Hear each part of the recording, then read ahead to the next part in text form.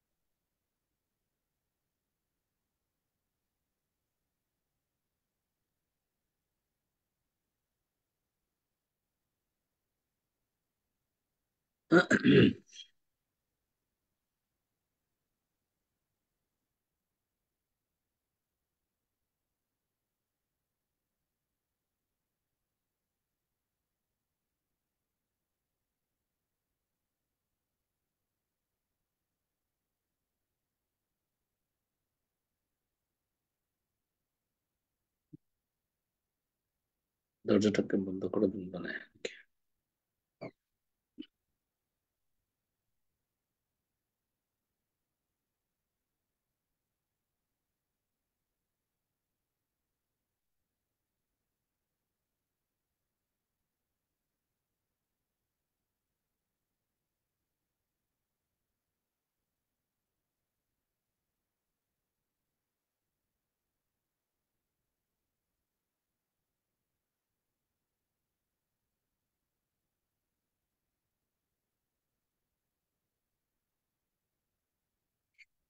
আজকে ভালো গরম পড়েছে না? বেতন আছে কিরম বাইরে নিয়ে বেশি একটু বসে।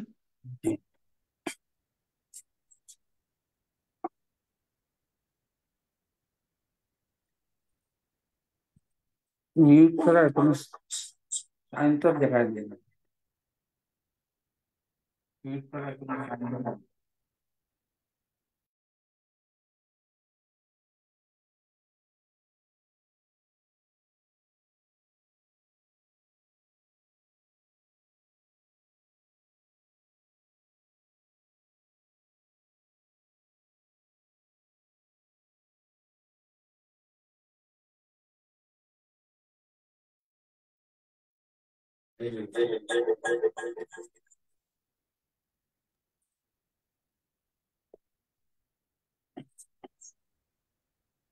জি, এখন শুনতে পাচ্ছেন তো, এবং আপনি কথা বলতে পারবেন না আমার মনে হয়। জি, আমি শুনতে পারছি। হ্যাঁ, আপনার কথা আমি শুনতে পাচ্ছি, ঠিক আছে।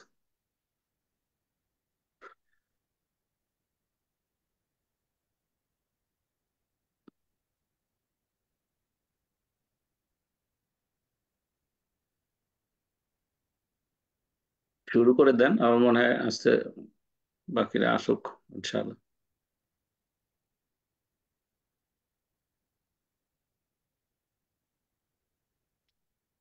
আলহামদুলিল্লাহ রাব্বিল আলামিন, আসসালাতু ওয়াসসালামু আলা রাসূলিল কারীম। আম্মা বাদ, আউযু বিল্লাহি মিনাশ শাইতানির রাজীম। বিসমিল্লাহ রহমান রাহিম। আল্লাহ পাক রব্বুল আলমিনের মেহেরবানিতে আমরা আমাদের নিয়মিত রিসালার সাপ্তাহিক অনুষ্ঠান এখনই শুরু করতে যাচ্ছি। আমাদের এই প্রোগ্রাম যেটার উপরে আলোচনা হচ্ছে সেটা ছিল রিজেকের। আজকে রিজেকের তৃতীয় পর্ব। রিজেকের বিভিন্ন বিষয় নিয়ে আলোচনা হয়েছে। আজকে রিজেকের প্রকারভেদ এবং তার মাহাত্ম্য গুরুত্ব নিয়ে আলোচনা হবে। ইনশাআল্লাহ আপনারা সবাই মনোযোগ দিয়ে শুনবেন। আমি এখনই আলোচনা পেশ করার জন্য ইমরান ভাইকে অনুরোধ করছি।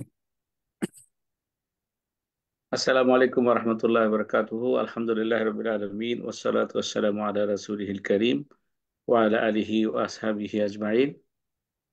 সুপ্রিয় দিনী ভাই বোনেরা, আমরা রিজিকের উপরে আলোচনা করছিলাম। রিজিক আসলে সত্যিকার অর্থে এটা কি, এটা কি আমরা বুঝি কিনা, এই বিষয় নিয়ে একটু চিন্তা ভাবনা এবং আলোচনা করার চেষ্টা করছি এখানে। রিজিক যে কত রকমের হইতে পারে, সেটা আশা করি গত 2 সপ্তাহের আলোচনায় আপনারা দেখেছেন। তো সাধারণত রিজিক বলতে এই আলোচনাগুলো করা হয় না, বা আমরা আমাদের পরিবেশে বা আমাদের সমাজে এগুলো নিয়ে আলোচনা হয় না। আমরা হয় অর্থ বা মানে টাকা পয়সা জমি জমা, এগুলোই আমরা রিজিক মনে করি। তো এটা রিজিকের আপনাদের সামনে উপস্থাপন করেছি। আপনার রিজিকের 7 ধরনের রিজিক এর লিস্ট এখানে উপস্থাপন করার চেষ্টা করছিলাম। তার মধ্যে 3 ধরনের রিজিক হচ্ছে ট্যানজিবল, মানে এটা হলো যে মেজারেবল, আপনার কি বলে, ভিজিবল, মেজারেবল এবং অ্যাকাউন্টেবল, দেখা যায়, হিসাব করা যায়, আহ, আপনার মাপা যায়। তো সেগুলো আমরা আলোচনা করেছি। এবং ইনট্যানজিবল হচ্ছে যে যে সমস্ত রিজিকের বিষয়গুলোকে আপনার দেখা যায় না, আপনার এটা মাপা যায় না, কিংবা আপনার এটা কি বলে, আপনার হিসাব করা যায় না, কিন্তু এটা মোর হচ্ছে অনুধাবনের বিষয় বা অনুভূতিতে আনার বিষয়। তো আমরা এই পর্যায়ে আপনার পঞ্চম লিস্ট আলোচনা করব বলে গত সপ্তাহে আমরা আলোচনা আহ, থামিয়েছিলাম। তো এই পঞ্চম লিস্টের মধ্যে যে ইন্টেনজিবল যেটা ইয়েগুলো আছে হচ্ছে স্পিরিচুয়াল, রুহানি রিজিক বা আত্মার কেন্দ্রিক রিজিক। তার মধ্যে সর্বপ্রথম এবং সর্বোত্তম হচ্ছে যে ইমান ইটসেলফ। হ্যাঁ, তো ইমান, মনে করেন যে আমরা আল্লাহর কাছে শুকরিয়া আদায় করি যে আল্লাহ রাবুল আলমিন আমাদেরকে ইমানের মধ্যে রেখেছে। না, তো মানে ইমান দিয়েছে, ইমান মানে মুসলমানের ঘরে জন্ম দিয়েছেন মেজরিটি এখানে যারা আমরা আছি। হ্যাঁ, এবং দেওয়ার পরে আবার ইমান আনার তৌফিক দিয়েছেন, ইমানের উপরে থাকার তৌফিক দিয়েছেন। এই যে তৌফিকটা, এটা একটা রিজিক। এখন দেখা যায় যে আপনার যে সমস্ত মানুষেরা অমুসলিমদের ঘরে জন্ম নিয়েছে, আপনি একটু চিন্তা করেন তাদের তুলনায় আমরা কতটা সৌভাগ্যবান। আমরা বুঝে ওঠার আগেই আমরা কিন্তু এই ইমানের এই প্রভিশন, এই যে আল্লাহ রাবুল আলমিনের পক্ষ থেকে বরাদ্দ আমাদের মধ্যে, আমাদের কাছে, আমাদের জন্য রেখেছেন আল্লাহ ইমান, মানে এটা একটা বিরাট শুক্রিয়ার ব্যাপার। ইভেন আজকাল এমন দেখা যায় যে বড় বড় ইমানদার ফ্যামিলির মধ্যে দেখা যায় যে আপনার নাস্তিক হয়ে যাচ্ছে, অ্যাগনস্টিক হয়ে যাচ্ছে, আপনার মনে করেন বেঈমান হয়ে যেতেছে, ইসলাম বিরোধী হয়ে যাচ্ছে। ইসলামের কোনো কিছুই ভালো লাগে না, অন্য ধর্মের জিনিস ভালো লাগে। বিশেষত বাংলাদেশের অনেক মুসলমান ঘরের লোক আছে, একটু সাহিত্যিক হয়েছে, আপনার একটু কালচারাল সাংস্কৃতিক হয়েছে, আপনার ওই যে কি বলে, কলা বিভাগ, চারুকলা বিভাগে জয়েন করে ওই যে কি শাহবাগের আশেপাশে। তো দেখা যায় যে মেজরিটি হচ্ছে মুসলমানের ঘরের ছেলে মেয়েরা। তো তাদেরকে কিন্তু আল্লাহ রাবুল আলমিন এই ইমানের রিজিকটা দেয় নাই। এই জন্য আমরা সবসময় শুকরিয়া আদায় করবো আল্লাহ রাবুল আলমিনের কাছে, এবং এই ইমান যে আল্লাহ রাবুল আলমিন আমাদেরকে দিয়েছেন, এটা যেন আল্লাহ রাবুল আলমিন দয়া করে আমাদের থেকে উঠিয়ে নেন না। সেই দোয়াটা, রব্বানা লা তুজিগ কুলুবানা বাদা ইয হাদাইতানা ওয়া হাব লানা মিন লাদুনকা রাহমা ইন্নাকা আনতাল ওয়াহ্হাব, এটা রাসূলুল্লাহ সাল্লাল্লাহু আলাইহি ওয়াসাল্লাম সবসময় পড়তেন। কোরআনে এটা এসেছে যে রব্বানা লা তুজিগ কুলুবানা, যে আমাদের কলবকে, ও আমাদের রব, আমাদের কলবকে তুমি কি বক্র করে দিও না। লা তুজিগ কুলুবানা বাদা, হ্যাঁ, রব্বানা লা তুজিগ কুলুবানা, সুবহানাল্লাহ, আমি দোয়াটা বলে এখন কেন হাদাইতানা। ইজাদাইতানা, যে মানে হেদায়েত দেওয়ার পরে মাঝে মাঝে যে বলতে গেলে কিন্তু হঠাৎ করে একটা খেই হারায় দেয় না। নিজে নিজে তো দোয়া করা যায়। তো আমাদেরকে হেদায়েত দেওয়ার পরে এই হেদায়েত থেকে আমাদের দিলকে বক্র করে, মানে আমাদের কলবকে তুমি সরায় নিও না। এখন এইখানে আল্লাহ রাব্বুল আলামিন কিন্তু এই দোয়াটা আমাদেরকে শিখানোর ক্ষেত্রে এখানে থামেন নাই, মানে আরো আমাদেরকে শিখিয়েছেন কি, ওয়াহাবলানা মিল্লাদুনকা রাহমা, আমাদেরকে রহমত দাও। এই রহমতটা কিন্তু রিজিক। আপনার এই আল্লাহ রাব্বুল আলামিনের সমস্ত কি বলে দান, হ্যাঁ, এবার রাহমা থেকে ইংরেজিতে বলে মার্সি, আবার বাংলা বলে করুণাময়। আসলে এগুলো এগুলো সুন্দর শব্দ না। এটা কিন্তু আমার সামনে আমার ভাই আছেন, আমি একটু তো ওনার দিকে তাকিয়েও বলছি না। আজকে আমরা একটু লেস্টারে বসেছি, একটু ভিন্ন সেট আপে, আপনারা দেখতেই পাচ্ছেন একটু ব্যাকগ্রাউন্ড একটু ডিফারেন্ট। তো সেটা হচ্ছে যে এটা খুবই ইন্টারেস্টিং জিনিস। আমরা বলি যে বিসমিল্লাহির রহমানির রাহিম, যে পরম করুণাময় আল্লাহর নামে শুরু করছি, যে মানে আল্লাহর নামে শুরু করছি যিনি পরম করুণাময় ও পরম দাতা, তাই না? এই করুণা করা, এটা একেবারে আসলে এই যে রাহমান এবং রাহিম, এই শব্দগুলার আপনার এটাকে ইয়ে করে ফেলা আর কি, ছোট করে ফেলা। হ্যাঁ, আল্লাহ রাবুল্লাহ আলমিন আমাদেরকে, আমরা চাইতেও দিবেন, না চাইতেও দিবেন। যেমন আমি ইমান, আমরা কিন্তু চাই নাই, আল্লাহ মুসলমানের ঘরে আমাদের জন্ম দিছে না, এটা তো আমি চাই নাই। মানে চাওয়ার সুযোগ ছিল না, তাই না? তো এখন আল্লাহ রাব্বুল আলামিন নিজের থেকে এটা দিয়েছে, তাই না? আবার দেখা যায় যে এই যে বাবা মাকে, যে বাবা মার ঘরে আমি জন্ম নিয়েছি, এটাও কিন্তু আমার চাওয়ার সুযোগ ছিল না। আল্লাহ না চাইতে দিয়ে, এই যে না চাইতে দিয়েছে, যে চাইতে দিয়েছে, চাইলে দেয় এবং না চাইলেও দেয়। এই হচ্ছে যে মূল ধাতু শব্দ যে রহম, ওটা কিন্তু রহমের সাথে কিন্তু ইয়ের সাথে সম্পর্ক। এই যে সিরুর রাহম, এই যে রহম মানে হচ্ছে যে আপনার মায়ের যে উদর, যেটা কি বলে যে বাংলা শব্দ কি হবে আপনার, আলম ভাই? এই যে মায়ের পেট আর কি, সোজা কথা, যে মায়ের পেটে আমরা জন্ম নিয়েছি।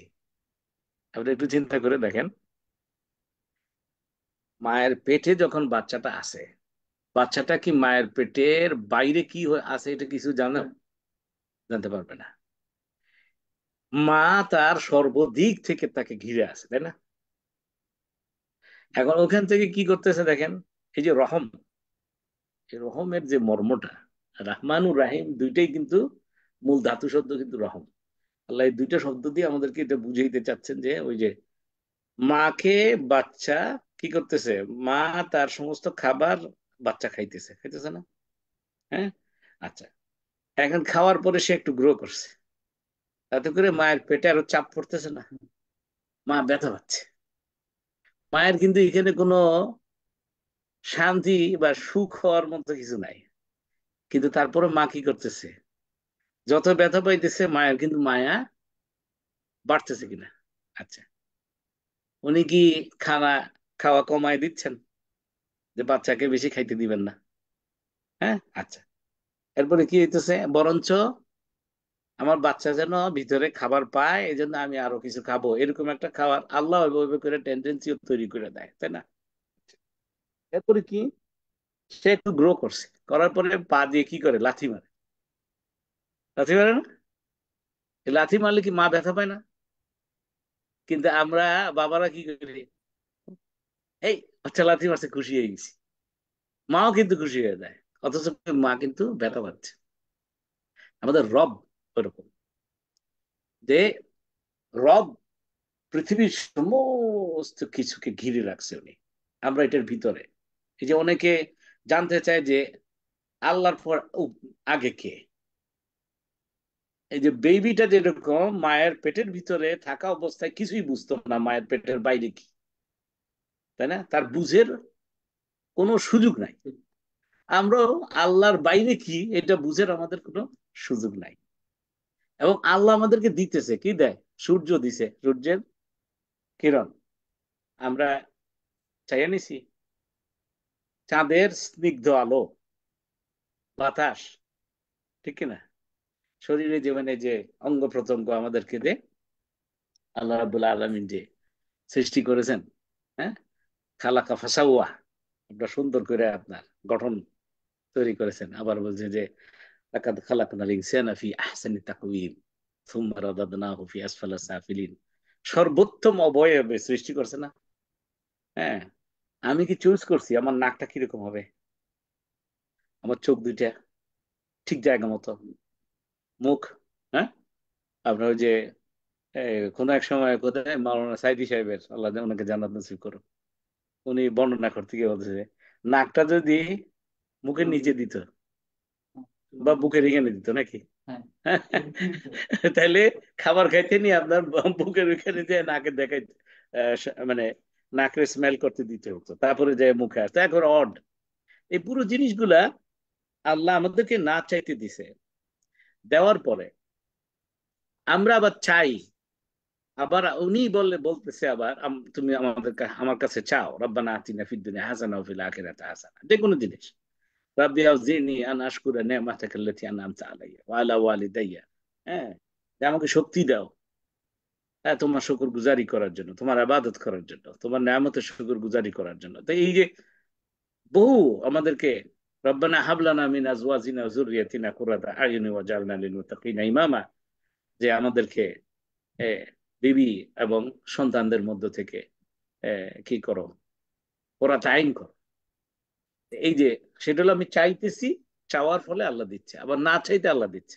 দেওয়ার পরে আল্লাহরে কি করতেছে, ওই যে বাচ্চা যেরকম কি করছে, পাওয়ার পরে লাথি মারছে, লাথি মারলেও খুশি মা। আমার রব সুবহানাল্লাহ হামদি, আমি তারে গালি দিতেছি তারপরে কিছু করে না, কেন, ওনার এত মায়া। এই যে এই বেঈমান বান্দাটাকে, এই নাস্তিক বান্দাটাকে, এই নাফরমান বান্দাটাকে উনি সৃষ্টি করেছেন। এই যে উনি যে সৃষ্টি করছেন, এটার ওনার একটা প্রতি সিরিয়াস একটা মায়া, তাই না? তো ওই যে ওই রহম জিনিসটা আল্লাহ ওই জায়গা থেকে নিছেন, বুঝাইতে চাইছেন যে দেখো আমার তোমার তোদের প্রতি মায়াটা এরকম, আমার রহমত, হ্যাঁ, এই যে আমার ব্লেসিং, নামত, এটা শুধু করুণা বললে কিন্তু হবে না। করুণা বললে তো করুণা করে একটা কিছু দিছে, যে আমাদের বাংলা শব্দ ইংরেজি শব্দ যে আমরা ট্রান্সলেশন করি, এগুলোতে আসলে হক আদায় হয় না। আল্লাহ রাব্বুল আলামিনের যে গুণবাচক নামগুলা আল্লাহ দিয়েছেন, সুবহানাল্লাহ। এই জন্য এই যে রব্বানা লা তুযিগ কুলুবানা বাদা ইয হাদাইতানা ওয়া হাব লানা মিন লাদুনকা রাহমা, এখন এখানে দেখেন, এরপর আবার বলতেছে ওয়া হাব লানা ওয়া জাআলনা মিন লাদুনকা রাহমা, বলতে হবে। ওয়া জাআলনা বললে হয়তো কি যে আমাদেরকে দাও, জাস্ট দাও, রহমত দাও। এখানে বলতেছে ওয়া হাব লানা, ওখানে কিন্তু রাব্বানা হাব লানা মিন আজওয়াজিনা ওয়া যুররিয়াতিনা, ওখানে কিন্তু হাব লানা বলছে না, ওয়া জাআলনা বলে না। তার মানে দুটোর মধ্যে পার্থক্য কি, হাবলানা মানে হচ্ছে যে হিবা দাও, হিবা, হিবা করো, হিবা মানে হচ্ছে আমাকে বিশেষ গিফট দাও, তোমার রহমতটা একটা বিশেষ উপহার হিসেবে আমাকে দাও। দুটোর মধ্যে অনেক পার্থক্য না? হ্যাঁ, তো এই, তো এখন লা তুজে কুলুবানা ওয়াদা ইযা হাদাইতানা ওয়া হাব লানা মিন লাদুনকা রাহমা, তোমার কাছে কেন চাইতেছি, ইন্নাকা আনতাল ওয়াহ্হাব, তুমি সর্বদাতা, তুমি দিতে পারো। একটা হচ্ছে তোমার দেওয়ার অসীম ক্ষমতা আছে, আবার দেওয়ার ইচ্ছাও আছে। এই জন্য রসুল্লাহ সাল্লাম এই দোয়াটা সবসময় পড়তেন, যে ইমানের এই যে শুক্রিয়া, একটা হলো যে শুক্রিয়া আদায় করা, আর একটা হলো প্রোটেকশন নেওয়া, যে আল্লাহ এই ইমান থেকে আমার কলবকে সরাইও না। এটা this is the best of the রিজিক আই ক্যান। একটা জায়গায় আমি এখানে আরেকটা বলতে চাই, যে সূরা বাকারার যে শেষ আয়াতে আছে, হ্যাঁ, কি রাব্বানা ওয়ালা তুহাম্মিলনা মা লা তাকাতা লানা বিহি, এই যে একটু, এটাতে এত বিউটিফুল একটা দোয়া, যে রাব্বানা ওয়ালা তুহাম্মিলনা, মানে আমাকে এ, বহন করতে দিও না, ওয়ালা তুহাম্মিলনা, হামালা মানে হচ্ছে বহন, হ্যাঁ, আমাকে বহন করতে দিও না, হ্যাঁ, ওয়ালা তুহাম্মিলনা মা লা তাকাতা লানা বিহি, আমি যতটুকু সহ্য করতে পারবো তার অতিরিক্ত আমাকে বোঝা দিও না, আমাকে বহন করতে দিও না। এই জায়গাটায় তাফহিমুল কোরআনে মাওলানা মওদুদী রহমতুল্লাহ আলাই উনি একটা সুন্দর একটা ব্যাখ্যা নিয়ে আসছেন। এটা আগেকার তাফসীরের রেফারেন্স দিয়েই করছেন উনি। বলছে যে এটা বলতে আল্লাহ কি বুঝাইছে, যে আমাকে সহ্যের অতিরিক্ত বোঝা দিও না, এটা বলতে আসলে ডিপার সেন্সে হচ্ছে যে কি, এমন বোঝা আমাকে দিও না সেটা প্রেসারের চোটে যেন আমার ইমান হারায় না যায়। এই যে অনেক নাস্তিক আছে, কিছু একটা হয়েছে সেটা অসহ্য হয়ে গেছে তার, এবং এরকম বলে না যে আল্লাহ যখন আছে আল্লাহ কেন সাহায্য করলো না। আবার নাস্তিকদের এরকম করে প্রশ্ন আছে যে কি, এ, যে পৃথিবীতে এত মারামারি হয়, এত রক্তারক্তি হয়, আল্লাহ যদি রাহিম হয়ে থাকে, রহমান হয়ে থাকে, আল্লাহ কেন থামায় না? এই যে প্যালেস্টাইনের যুদ্ধ কেন থামায় না? তো সেটা যে আল্লাহ হচ্ছে আদেল, আল্লাহ ন্যায় বিচারক, এবং দুনিয়ার জিন্দেগিতে আমাদেরকে এই যে যে ফ্রিডম অফ চয়েস দিয়েছে না, আল্লাহমাহা ফুজুরাহা ওয়া তাকওয়াহা কাদ আফলাহা মান যাক্কাহা ওয়া কাদ খাবা মান দাসসাহা। বলছে যে তোমাদেরকে এলহাম করেছি, তোমার দিলের ভিতরে এলহাম করেছি ফুজুর এবং তাকওয়া। ফুজুর মানে হচ্ছে যে খারাপ কি জিনিস এগুলোও তোমাদেরকে বুঝাই দিয়েছি, আবার তাকওয়া কি জিনিস, ভালো কি জিনিস এটাও তোমাদেরকে বুঝিয়ে দিয়েছি। এখন তোমাদের ইচ্ছা, এখন তোমাদের ইচ্ছা, ফাআলহাম আয়ে কাদ আফলাহা মান যাক্কাহা, যে তাজকিয়ার পথ নিবে সে সফল হয়ে যাবে, সফল কাম। আর ওয়াকাদ খাবা মান দাসসাহা, সে যে খারাপের পথ নিবে সে ধ্বংসপ্রাপ্ত। এখন তার ইচ্ছা, মানে এই লোকটাকে আল্লাহ রাব্বুল আলামিন, এই যে আমাদেরকে আল্লাহ বান্দাদেরকে আল্লাহ রাব্বুল আলামিন আমাদেরকে 60 70 80 বছর, 90 100 বছর যাই আমাদেরকে হায়াত দিয়েছে, এই হায়াতে আল্লাহ রাব্বুল আলামিন ইন্টারফেয়ার করবে না। ওকে দিয়ে দিছে যে, যেরকম বাচ্চাকে কি সামনে চকলেট দিছে, চকলেট দেওয়ার সময় বলে দিছে যে এই চকলেট খাইলে দাঁত নষ্ট হবে। আবার এটা হলো খারাপটা, আর ভালোটা হচ্ছে তোমার কাছে মিষ্টি লাগবে। এখন বললাম যে কে, এখন তারা যদি সুযোগ দিয়ে দেওয়া হয় পরীক্ষা করার জন্য, যে বাচ্চা, আমার এই বাচ্চাটা ভালোটা নেয় না খারাপটা নেয়, আমি একটু দেখি, তখন আমি তারে সুযোগ দিছি, সুযোগ দিয়ে সে হামলায় পড়ছে, 10টা চকলেট আছে সবটা খাইয়া ফেলছে, তাই না? কিন্তু আরেকটা বাচ্চাকে কিন্তু দেখা গেল যে সে তারে বুঝানো হয়েছে, দেওয়া হয়েছে, পরে সে আসলে খাইতেছে না কিংবা পরিমিত ভাবে খাচ্ছে, ঠিক কিনা? এই পরীক্ষাগুলা আল্লাহ রাব্বুল আলামিন আমাদেরকে করার জন্য দুনিয়ার জীবনে আমাদেরকে ফ্রিডম দিয়েছে। তো সুতরাং একজন আরেকজনের সাথে ঝগড়া লাগতেছে, এখানে আল্লাহ ইন্টারফেয়ার করার কথা না, তাই না? এখন এই সার্বিকভাবে সোজা কথা হলো যে এই ইমান, যে এই যে এই পঞ্চম লিস্টিটা যেটাতে, হ্যাঁ, যে আপনার ইমান হচ্ছে সবার আগে, এবং ইমানের বিষয়টা আপনি মনে করেন যে তাকওয়া যদি করি, আল্লাহ রাব্বুল আলামিন কোরআন একদম শুরুতেই দিয়ে দিছে না, আল্লাযীনা ইউমিনুনা বিল গায়ব ওয়া ইউকিমুনাস সালাতা ওয়া মিম্মা রাযাকনাহুম ইউনফিকুন। তো ওখানে প্রথমেই হচ্ছে যে গায়েবের ইমান। এই ইমান যদি একজনের না থাকে তাহলে সারা কোরআন আমাদেরকে হেদায়েত করতে পারবে না, তাই না? হুদাল্লিল মুত্তাকিন, মুত্তাকিদের জন্য হেদায়েতের গ্রন্থ। আর মুত্তাকির 1 নম্বর কোয়ালিটি হচ্ছে কি, সে গায়েবে বিশ্বাস করবে, অদৃশ্যে বিশ্বাস করবে। আল্লাহ যে আমাদেরকে এই রিজিকটা দিয়েছে, এটার জন্য আল্লাহর কাছে আমরা সবাই বলি, শুকরিয়া আদায় করি। আমরা সবাই বলি কালিমাতুশ শুকর, আলহামদুলিল্লাহ। হ্যাঁ, কেন এটা এটা আমাকে আপনাকে যদি, এবং এটা যেন আল্লাহ রাব্বুল আলামিন আমাদেরকে মৃত্যু পর্যন্ত রাখে। অন্য আরেকটা কথা বলা যেতে পারে যে ইমান কেন সবচেয়ে সর্বোত্তম রিজিক। রাসূলুল্লাহ সাল্লাল্লাহু আলাইহি ওয়াসাল্লাম একদিন ওনাকে খুঁজে পাওয়া যাচ্ছিল না। খুব খাস এই হাদিসগুলো হচ্ছে খাস হাদিস, আম হাদিস না। আমি এই হাদিসটা আপনাদেরকে বর্ণনা করছি এই জন্য যে আমার এখানে ক্লাসে যারা জয়েন করেন, আমার বিশ্বাস আপনারা সবাই একটা পর্যায়ে ভালো আমলকারী এবং মোটামুটি ইলিম খুঁজেন বলেই এই ধরনের এলাকাতে আপনারা বসেন। সেই হিসেবে এই হাদিসটা আপনাদের কাছে বলাটা শোভনীয়, ঠিক আছে। কিন্তু এটা আমজনতার কাছে বললে তারা কনফিউজড হয়ে যেতে পারে। সেটা বলবো কেন। হ্যাঁ, হাদিসটা পুরোটা বর্ণনা করি। রাসূলুল্লাহ সাল্লাল্লাহু আলাইহি ওয়াসাল্লামকে পাওয়া যাচ্ছে না। আবু বকর, ওমর, ওসমান, আলী রাদিয়াল্লাহু আনহুম এবং আরো সবাই, আবু হুরায়রা রাদিয়াল্লাহু আনহু, এভাবে সব সাহাবীরা খুব অস্থির হয়ে গেছে। কি হলো? হ্যাঁ, কোথায় উনি? তো সবাই খুঁজতে পেরেছে। এক পর্যায়ে আবু হুরায়রা রাদিয়াল্লাহু আনহু, উনি আপনার এক জায়গায় একটা পরিত্যক্ত দেওয়াল, সেটার মাঝখানে একটা হোল আছে আর কি, মানে ভাঙ্গা, মানে যেখান থেকে মানুষ ঢুকতে পারে, ঢুকে ওই পাশে যাইতে পারে। উনি খুঁজতে খুঁজতে ওই ওই দেয়ালটার, ওই ভাঙ্গা দেয়ালটার ওই পাশে যে দেখে রাসূলুল্লাহ সাল্লাল্লাহু আলাইহি ওয়াসাল্লাম আল্লাহর সাথে ধ্যানে আছে। আমাদের সুফি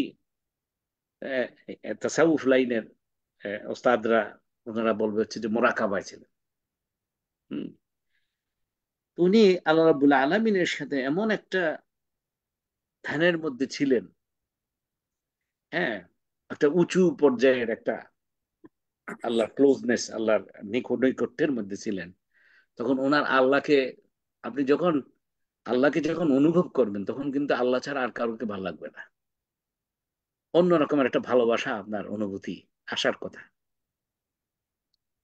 ওই সময় আবু হুরায়রা রাদিয়াল্লাহু আনহুকে দেখার সাথে সাথে বললেন যে, আবু হুরায়রা, মান কালা লা ইলাহা ইল্লাল্লাহ ওয়া দাখালাল জান্নাহ। আবু হুরায়রা, শুনো, যে শুধু লা ইলাহা ইল্লাল্লাহ বলবে, নাই কোনো ইলাহ আল্লাহ ছাড়া, সে জান্নাতে দাখিল হবে। এখানে কিন্তু ওই যে উনি পুরোটা বলছেন, ওনার নিজের অংশটা মুহাম্মদুর রাসূলুল্লাহ এটা আর বলার ওনার ইয়ে নাই, যে উনি এমন একটা আল্লাহর প্রতি আবেগের মধ্যে ছিলেন। আবু হুরায়রা, রাসূলুল্লাহ সাল্লাল্লাহু আলাইহি ওয়াসাল্লাম ওখানে যেহেতু বসা, ওনাকে ডিস্টার্ব না করে ফেরত আসার সময় ওনার জুতা বা স্যান্ডেলের একটা জোড়ার একটা উনি সাথে নিয়ে আসছেন, ইয়ে হিসেবে, এটাকে কি বলে, প্রমাণ হিসেবে যে হ্যাঁ, তোমরা আপনারা চিন্তা করিয়েন না, রাসূল সাল্লাল্লাহু আলাইহি ওয়াসাল্লামকে পেয়েছি, উনি ওখানে আছেন, একটু আবাদতে, গভীর আবাদতে মগ্ন। তখন উনি আসছেন, আইসা আবু বকর, ওমর, ওনারা ওনাদেরকে এসে যখন বললেন যে এরকম ওনাকে পাইছি, এবং উনি এখানে আরো অনেক সাধারণ সাহাবীরাও আছেন, তারা এই কথাটার ওজনটা বুঝতে পারবে না, এরকম উনি বলে ফেলছেন যে, যে কি রাসূল সাল্লাল্লাহু আলাইহি ওয়াসাল্লাম বলছেন যে, যে লা ইলাহা ইল্লাল্লাহ বলবে সে জান্নাতে দাখিল হবে। এইটা শোনার সাথে সাথে ওমর রাদিয়াল্লাহু আনহু খুব রাগ হয়ে গেছে। উনি আবু হুরায়রা রাদিয়াল্লাহু আনহুর বুকের উপরে জোরে একটা, কি বলে, হাত দিয়ে ধাক্কা মারছে। আবু হুরায়রা মন খারাপ হয়েছে, বললেন যে কি, আমি আপনাদেরকে বললাম রাসূল সাল্লাল্লাহু আলাইহি ওয়াসাল্লাম বলছে, আরে মানে এটার জন্য আমাকে কেন এরকম করলেন? আমি রাসূল সাল্লাল্লাহু আলাইহি ওয়াসাল্লাম ফেরত আসলে আমি ওনাকে আপনার ব্যাপারে অভিযোগ করব। যথারীতি উনি আসার পরে, রাসূলুল্লাহ সাল্লাল্লাহু আলাইহি ওয়াসাল্লাম আসার পরে ওটা উনি জানাইছেন যে এরকম ওমর আমাকে এভাবে করে ইয়ে দিয়েছে। তখন ওমরকে জিজ্ঞেস করছে যে, ওমর বলো তো তুমি কেন এটা করলা? তখন ওমর বলছে, ইয়া রাসূলুল্লাহ সাল্লাল্লাহু আলাইহি সাল্লাম, আপনি বলছেন এটা তো আমরা বিশ্বাস করছি, কিন্তু এটা এই যে সকল আম জনতার সামনে যে সে এটা, এটা একটা খাস নলেজ সে বলে দিল, তাতে করে এখানে যে সমস্ত দুর্বল ইমানের মানুষ আছে, অলস মমিন আছে যারা, এটাতে খামোখা একটা সুযোগ দিয়ে কয় যে তাইলে তো আর আমল করার দরকার নেই, লা ইলাহা ইল্লাল্লাহ বললেই তো হয়ে গেল। তখন রাসূলুল্লাহ সাল্লাল্লাহু আলাইহি ওয়াসাল্লাম বলছেন যে না, ইয়া, উনি আবু হুরায়রাকে বললেন যে কি, ওমরের কথায় যুক্তি আছে, ওমর ঠিক বলছে, মানে এটা একটা খাস নলেজ। পরবর্তীতে অন্যান্য হাদিসে আসছে, রাসূলুল্লাহ সাল্লাল্লাহু আলাইহি ওয়াসাল্লাম এর বরাত দিয়ে আসছে যে কি, এই কথাটা ঠিক আছে, এটা মৃত্যুর ঠিক আগ মুহূর্তে যদি সর্বশেষ কথা যদি লা ইলাহা ইল্লাল্লাহ হয়, তিনি জান্নাতে প্রবেশ করবেন। এক আর দুই নম্বর হচ্ছে যে জীবনে আপনি যদি ইমান আনেন এবং ইমান অবস্থায় যদি আপনি মারা যান, তাহলে আপনি কোনো না কোনো সময় যে আপনি জান্নাতে প্রবেশ করবেন। আপনার গুনার যত ইয়ে আছে সেটার শাস্তিগুলো পাওয়ার পরে আলটিমেটলি সেই সেন্সে লঙ্গার টার্মে দাখিলাল জান্নাহ, এটা কথাটা ঠিক আছে। তো সার্বিকভাবে এই ইমানের যে গুরুত্বটা, ইমানের মূল জিনিস তো তাওহীদ। হ্যাঁ, তো তো এই ইমান আমার যদি থাকে, তাহলে আমি দুনিয়া এবং আখেরাত দুই জায়গায় আমি সফল কাম। অন্য জায়গায় আবার দেখেন, সূরা মুমিনুনে আপনারা, আমি আমার ভাই বোনদেরকে অনুরোধ করব মুখস্থ করে ফেলবেন। সূরা মুমিনুনের প্রথম 11টা আয়াত, এখানে আল্লাহ রাব্বুল আলামিন মুমিনদের 7টা গুণাবলীর কথা বলেছেন, এবং সেটা বলার জন্য উনি শুরুই করেছেন এভাবে, কাদ আফলাহাল মুমিনুন, মুমিনরা সফল কাম হবে না, মুমিনরা সফল কাম হয়ে গেছে। আফলাহা, এটা পাস্ট টেন্স। যদি এই 7টা গুণাবলী যে অর্জন করেছে সে মুমিন এবং সে সফল কাম হয়ে গেছে, মুমিনের দাবিতে সত্য। ওই যে অন্য জায়গায় আছে উলাইকা মুমিনুনা হাক্কা, না, মানে ইমান আনার দাবিতে তারা মানে কি সত্যবাদী। যদি এই 7টা গুণাবলী, আজকে এই 7টা গুণাবলী আলোচনার আজকে সময় না, আপনারা পড়ে নেবেন সূরা মুমিনুনের প্রথম 11টা আয়াত। তো এখানে কি দাঁড়ালো, এই যে যখন এত বিউটিফুল লাগে আমার ভাই বোনেরা একটু কোরআন নিয়ে আল্লাহ বলতেছে আফাল্লাহ তাদাব্বারুন, হ্যাঁ তাফাক্কারুন, তাই না, এই যে যে তুমি কি একটু একটু ইয়ে করো না, চিন্তা ফিকির করবা না আমার এই আয়াত গুলাকে নিয়ে। আপনি যদি একটু আয়াত নিয়ে একটু চিন্তা ফিকির করেন, হ্যাঁ, আপনি কিন্তু পাবেন যে কি, কাদ আফলাহাল মুমিনুন ফিল আখিরাহ বলছে, বলে নাই।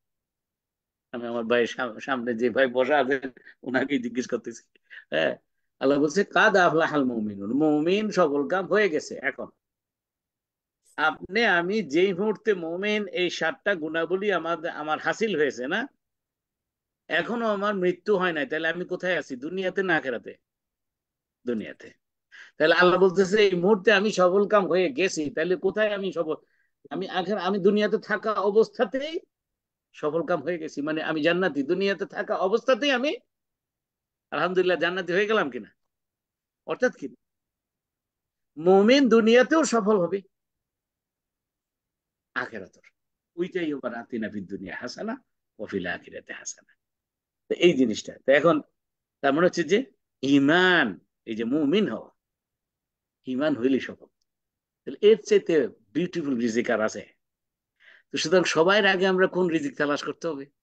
ইমানের রিজিক কোথায় আছে।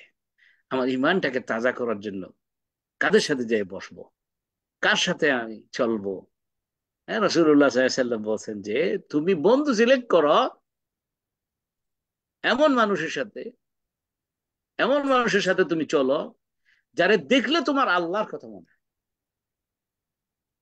যার সাথে কথা বললে তোমার আল্লাহর কথা স্মরণে আসে, যার সাথে চলাফেরা করলে সে সবসময় আল্লাহর কথা তোমাকে স্মরণ করায়। ঠিক আছে না? এখন এই যে আমরা যারা এখানে আছি, ফেসবুক লাইভে যারা আছেন বা এখানে জুমে যারা আছেন, একটু কি চিন্তা করে আমাকে দেখলে কি আমার আশেপাশের লোকেদের আল্লাহর কথা মনে হয়? আপনি দিলকে জিজ্ঞেস করেন। কিংবা আপনি যাদের সাথে চলেন, এমন লোকদের সাথে কি চলেন যারা আল্লাহর কথা স্মরণ করায়, নাকি না আপনাকে কেমনে ঘুষ খাইতে হবে বুদ্ধি দেয়? কোনটা? কেমনে আরেকজনের জমির আইল ঠেলাঠেলি করতে হবে সেটার বুদ্ধি দেয়? হ্যাঁ, কেমনে আরেকজনের জমি দখল করা যায় সেটার বুদ্ধি দেয়? আইসা বলে যে তুমি তো বেকুব, আমরা কিভাবে কায়দা করে কত জমি আমরা দখল করে ফেলতেছি, তোমার দ্বারা কিছু হবে না, বলেন।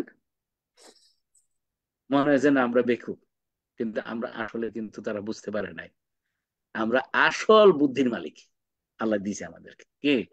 আমরা আসল, এই কি বলে, এই এটা কি বলে, আসল পাওনা কথা যেটা আখেরাত, এটা আমরা বুঝে ফেলেছি। আল্লাহ আমাদেরকে তৌফিক দিয়েছে, তাই না? এই সবটা কিন্তু ইমানের।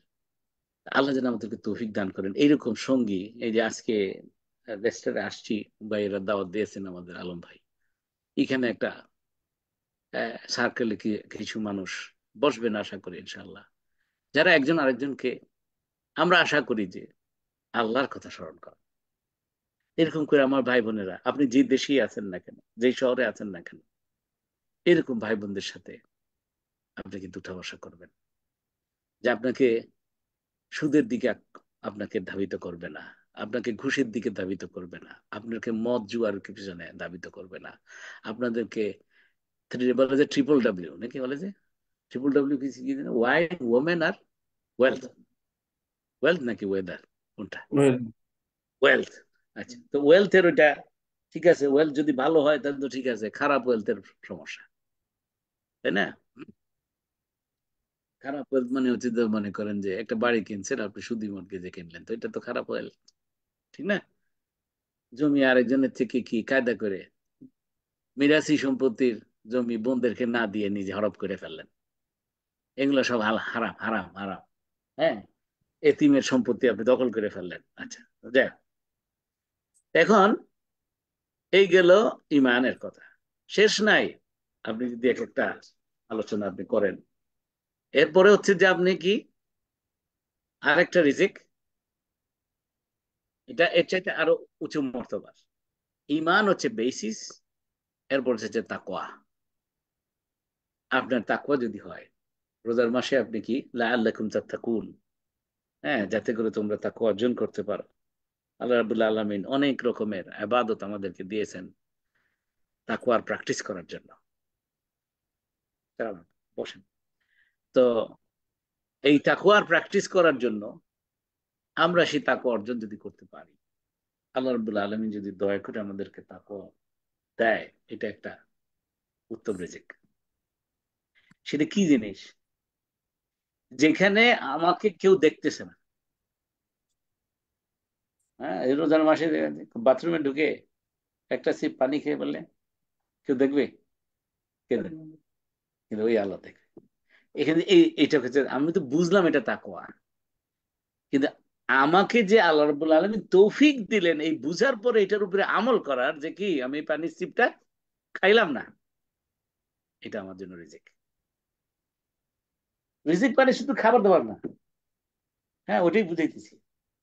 আমরা শুধু বুঝি কি যে শুধু অর্থ সম্পদ, খাওয়া দাওয়া, কাপড় চোপড়, হ্যাঁ, কত সুন্দর জামা পরলাম, দারুণ দামি একটা গাড়ি করে ফেললাম, এগুলো তো মানা নাই, এগুলো ঠিক আছে। হ্যাঁ, কিন্তু কথা হলো যে শুধু এইটা না, রিজিক আপনার বুঝের মধ্যে রিজিক হচ্ছে আসল। এটাকে বলে যে কন্টেনমেন্ট, পরিতৃপ্তি হওয়া, না যে অল্পে তুষ্টি হওয়া। যে গত সপ্তাহে এটা উদাহরণ দিয়েছি যে একজনে 4,000 পাউন্ড সারা মাসে সে কি করে,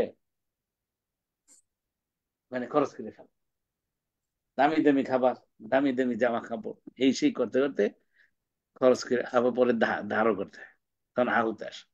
আর আরেকজনে দেখা গেল যে পরে 1,000 বা 2,000 পাউন্ড সে জমায় ফেলছে, 1,200 পাউন্ড কি করছে তার দিয়ে ভালো আছে, কিংবা 4,000 পাউন্ড ইয়ে করছে, 2,000 পাউন্ড সেফ, ঠিক না? তাহলে দেখা গেলো যে রিজিকের ভিতরে রিজিক। রিজিকের ভিতরে রিজিক। তো এইটা আপনাকে আমাকে কি দিয়েছে কিনা আল্লাহ রাব্বুল আলামিন, আপনি খোঁজ করতে হবে, এইটা আল্লাহর কাছে আপনার চাইতে হবে। হ্যাঁ। আচ্ছা, এরপরে হচ্ছে এইটা, এটা এরপরে না, এটা সাথে বলতে পারেন যে যে একটা কয়েনের বলে যে এপিঠ ওপিঠ, ওটা তাওয়াক্কুল। যার তাকওয়া আছে সে তাওয়াক্কুল করতে পারে, আর যে তাওয়াক্কুল করতে পারে সে তাকওয়ার পথে আগাইতে পারে। একটা আরেকটার কি সম্পূরক। যে তাওয়াক্কুল করতে পারবে না সে তাকওয়ার পথে চলতে পারবে। হঠাৎ করে এমন চিপা দিছে, হ্যাঁ, আর আপনি ভয় পাইয়া আপনি মিথ্যা কথা বলে যাচ্ছেন, বুঝতে পারে না, নাওয়াজুবিল্লাহ। কিন্তু এই যে ভয়টা কিসের থেকে আসলো, ওখানে তাওয়াক্কুলের অভাব হয়ে গেছে, আল্লাহর উপরে ভরসা কমে গেছে। এই জন্য মাইয়া তাওয়াক্কাল আলাল্লাহ ফাহুয়া হাসবুহ, যে কিনা আল্লাহর উপরে তাওয়াক্কুল করে ভরসা করে তার জন্য আল্লাহ যথেষ্ট, আল্লাহ যথেষ্ট। হ্যাঁ, দেখেন এই জায়গায় কি আপনি আমি থাকতে পারি? এখন না থেকে আমরা অন্যদিকে খুঁজে দেখি যে এটা দেয় নাই, ওইটা দেয় নাই, সেটা দেয় নাই, এটা পাই নাই। হ্যাঁ, আমি একটা জিনিস পাইছিলাম, পুলিশে নিয়ে চলে গেছে, কিংবা আজকাল তো, আগে তো বলতো যে হইলো যে ইয়ায় নিয়ে গেছে না, রাস্তাঘাটের ছিনতাইকারীরা নিয়ে গেছে, এখন তো পুলিশে নিয়ে গেছে। এক খারাপ অবস্থা, তাই না? রক্ষক ভক্ষক হয়ে গেছে। হ্যাঁ, তো এখন কি বলে এটা আমার থাকলো না, এই আফসোস। কিংবা একটু যদি সত্তরে লুকাই, মানে মিথ্যা কথা একটু বলে দেই, তাহলে ওই জিনিসটা আমার কাছে থেকে যাবে, তখন সেই মিথ্যা কথাটা বলে ফেলবো, ঠিক না? তো তার মানে ওখানে সে তাওয়াক্কুল হারাই ফেলছে, যার কারণে তার তাকওয়ার পথে সে থাকতে পারলো না। বেস্ট অব দি রিজিক আল্লাহ যে দিয়েছে এটার মধ্যে সে থাকতে পারলো না। এরপরে আরেকটা কি, আল্লাহর নৈকট্য, এটা একটা রিজিক। আপনি কি আল্লাহর নৈকট্য অনুভব করেন? আপনি যখন নামাজে দাঁড়ান, আপনি কি দুনিয়ার সব জিনিস ভুলে যেতে পারেন? আপনি কি আলী রাদিয়াল্লাহু আনহুর মতো নামাজ পড়তে পারেন? আলী রাদিয়াল্লাহু আনহুকে পায়ের মধ্যে যুদ্ধে কি হয়েছে, তীর বিঁধছে, এক সাইড, এক পাশ থেকে ঢুকে আরেক পাশে বেরেছে। এখন উনি তো আলী কালা বলেছে, আলী কারাম আল্লাহ ওয়াজ, খুব শক্তিশালী ছিলেন, তাই না? তো সবাই ভয় পাইতেছে, এটা যদি টান দিতে নেই, উনি এমন জোরে ইয়ে করবে, আমরা সবাই উন্ডেড হয়ে যাব, আহত হয়ে যাব। হ্যাঁ, তো ভয় পাইতেছে, তখন সবাই মিলে চিন্তা করছে যে কখন করব, মানে এই তীরটা কখন খোলা যাবে, আর আমরাও নিজেরা নীরব থাকবো। একমাত্র সময় হচ্ছে আলীকে দেখেছি কি, নামাজে যখন দাঁড়ায় দুনিয়া সব ভুলে যায়। আর আমাদের নামাজিরা কি রকম, ওই কি বলে, নামাজ পড়তেছে আর এই সময় যে বাচ্চারা চিল্লাইতেছে সেটা শুনে সালাম ফিরানোর সাথে সাথে বাচ্চারা দেয়, ধমক দেয়। হ্যাঁ, তারপরে কি হচ্ছে, সে নামাজ পড়তেছে, পাশের নামাজে তুমি ভুল ধরো কেমনে? তুমি যদি নিজে নামাজ পড়ো, সালামটা ফিরে বলে যে আপনার রুকু হয় নাই, সিদ্ধা হয় নাই, আপনি কি কেমন করে, আবার ওই যে বুকে হাত দিচ্ছেন, তুমি দেখছো না? তুমি যদি, হ্যাঁ, নামাজটা একটু বন্ধ করে দিতে পারলে মোবাইলটা। হ্যাঁ, তো জি, ইয়ে করেন একটু, ভাই বোনেরা আমার সামনে যে একজন ভাই আছেন, কিছু ওনারা শুনতেছেন। আচ্ছা, যাক, তো কি বলছিলাম, আমি পয়েন্টটা একটু ধরে দেন তো আলম ভাই, কি বললাম? কি বল, যে হ্যাঁ, হজরত আলী নামাজ। আচ্ছা জি। তা এখন উনি নামাজে দাঁড়াইছেন, ওনারা সুন্দর ওনার পায়ের থেকে তীর বের করে ফেলছেন, আলী রাদিয়াল্লাহু আনহু টের পান নাই, সালাম ফিরানোর পরে উনি বুঝতে পারছেন যে ওনার থেকে তাহলে, এটা হচ্ছে যে খসু খুজু। হ্যাঁ, এটা কিভাবে হয়েছে? রাসূলুল্লাহ সাল্লাল্লাহু আলাইহি সাল্লাম যে বলছেন আসসালাতু মিরাজুল মুমিনিন, নামাজ হচ্ছে মুমিনদের জন্য মেরাজ। মেরাজ কি? মেরাজ রাসূলুল্লাহ সাল্লাল্লাহু আলাইহি সাল্লাম আরশে মহল্লায় যে আল্লাহর সাথে যে কথা বলছেন ওইটা হচ্ছে মেরাজ। তার মানে হচ্ছে যে এত ক্লোজ যাওয়া, তাই না? আপনার একজনের সাথে আপনি যদি মেরাজ করেন, আপনি কনভারসেশন করেন, আপনার যদি দেখা সাক্ষাৎ হয়, কাছে না হইলে তো হবে না। একজন বাংলাদেশে আছে আর একজন এখানে আছি, এটা তো মেরাজ হবে না। এই যে আপনাদের সাথে আমার একটা কি হয়েছে, মেরাজ হইতেছে, ঠিক না? তার মানে হচ্ছে কত ক্লোজ আপনি, আল্লাহর কতটুকু নৈকট্যে আপনি আসছেন। আপনি নামাজে কি সেই আল্লাযীনা হুম ফি সালাতিহিম খাশিউন আপনার কি হইতেছে কিনা? যে মুমিন তারা, যারা কিনা নামাজে খুশু খুজু, হ্যাঁ, আপনার সেইভাবে ক্লোজনেস, কিরকম ক্লোজনেস, সুবহানাল্লাহ। আবু বকর রাদিয়াল্লাহু আনহু, উনি তখন খলিফা, ওনাকে একজন দূরের থেকে দেখতেছে নামাজ পড়ার সময়। ওনার চেহারা, এটাকে বলতেছে পান্ডুর বর্ণ বলে, যে কি বলে, ভয়ে ভীত চেহারা। আমরা নামাজে দাঁড়াইলে কিরকম হয়, নিলে নে না নিলে নাই, এরকম একটা ভাব। নাউজুবিল্লাহ। অনেক মানুষ এরকম দেখেন না, যে কি এন দাঁড়াইছে, আবার এদিক ওদিক ইয়ে করে, মনোযোগ দিতেছে না। কিন্তু একজন লোক দেখতেছে ওনাকে, যে কি খ- খলিফা, ওনাকে, ওনার নাম কি হয়েছে, চার খলিফার মধ্যে উনি একমাত্র যার লকব হয়েছে খলিফাতে রাসূলুল্লাহ। আর বাকিরা তিনজন কিন্তু আমিরুল মুমিনিন। হ্যাঁ, যেহেতু রসুল সাল্লাল্লাহু আলাইহি ওয়াসাল্লাম সরাসরি ওনাকে দিয়ে গেছে, এই জন্য রসুল্লাহ সাল্লাল্লাহু আলাইহি ওয়াসাল্লামের খলিফা এইভাবে করে ওনার লকব হয়েছে। হ্যাঁ, তো এই আবু বকর রাদিয়াল্লাহু আনহু খলিফা, সবচেয়ে ক্ষমতাধর না তখন মুসলমানদের মধ্যে। তো ইনি আল্লাহর সামনে দাঁড়াইছে, এখন ওনার চেহারা কি হইতেছে, ভয়ে কাতর। তখন উনি নামাজে সালাম ফিরানোর পরে ওনাকে জিজ্ঞেস করছে, আমিরুল মুমিনিন, আপনার চেহারা এরকম মানে দেখাইলো কেন নামাজের মধ্যে? তখন উনি বলছে যে আমি ভয় পাবো না, আমি রাজার রাজা, সবার, সারা বিশ্বের সম্রাট, রাজাধিরাজ, হ্যাঁ, তার সামনে আমি দাঁড়াইছি, আপনার আমার কি সেরকম অনুভূতি? উনি আমাকে দেখতেছেন, আমি তোর বয়স শেষ। হ্যাঁ, তো এইটা কখন হবে, যখন আপনার কাছে লিটারেলি মনে হবে যেন আল্লাহ আপনারে এখন দেখতেছে।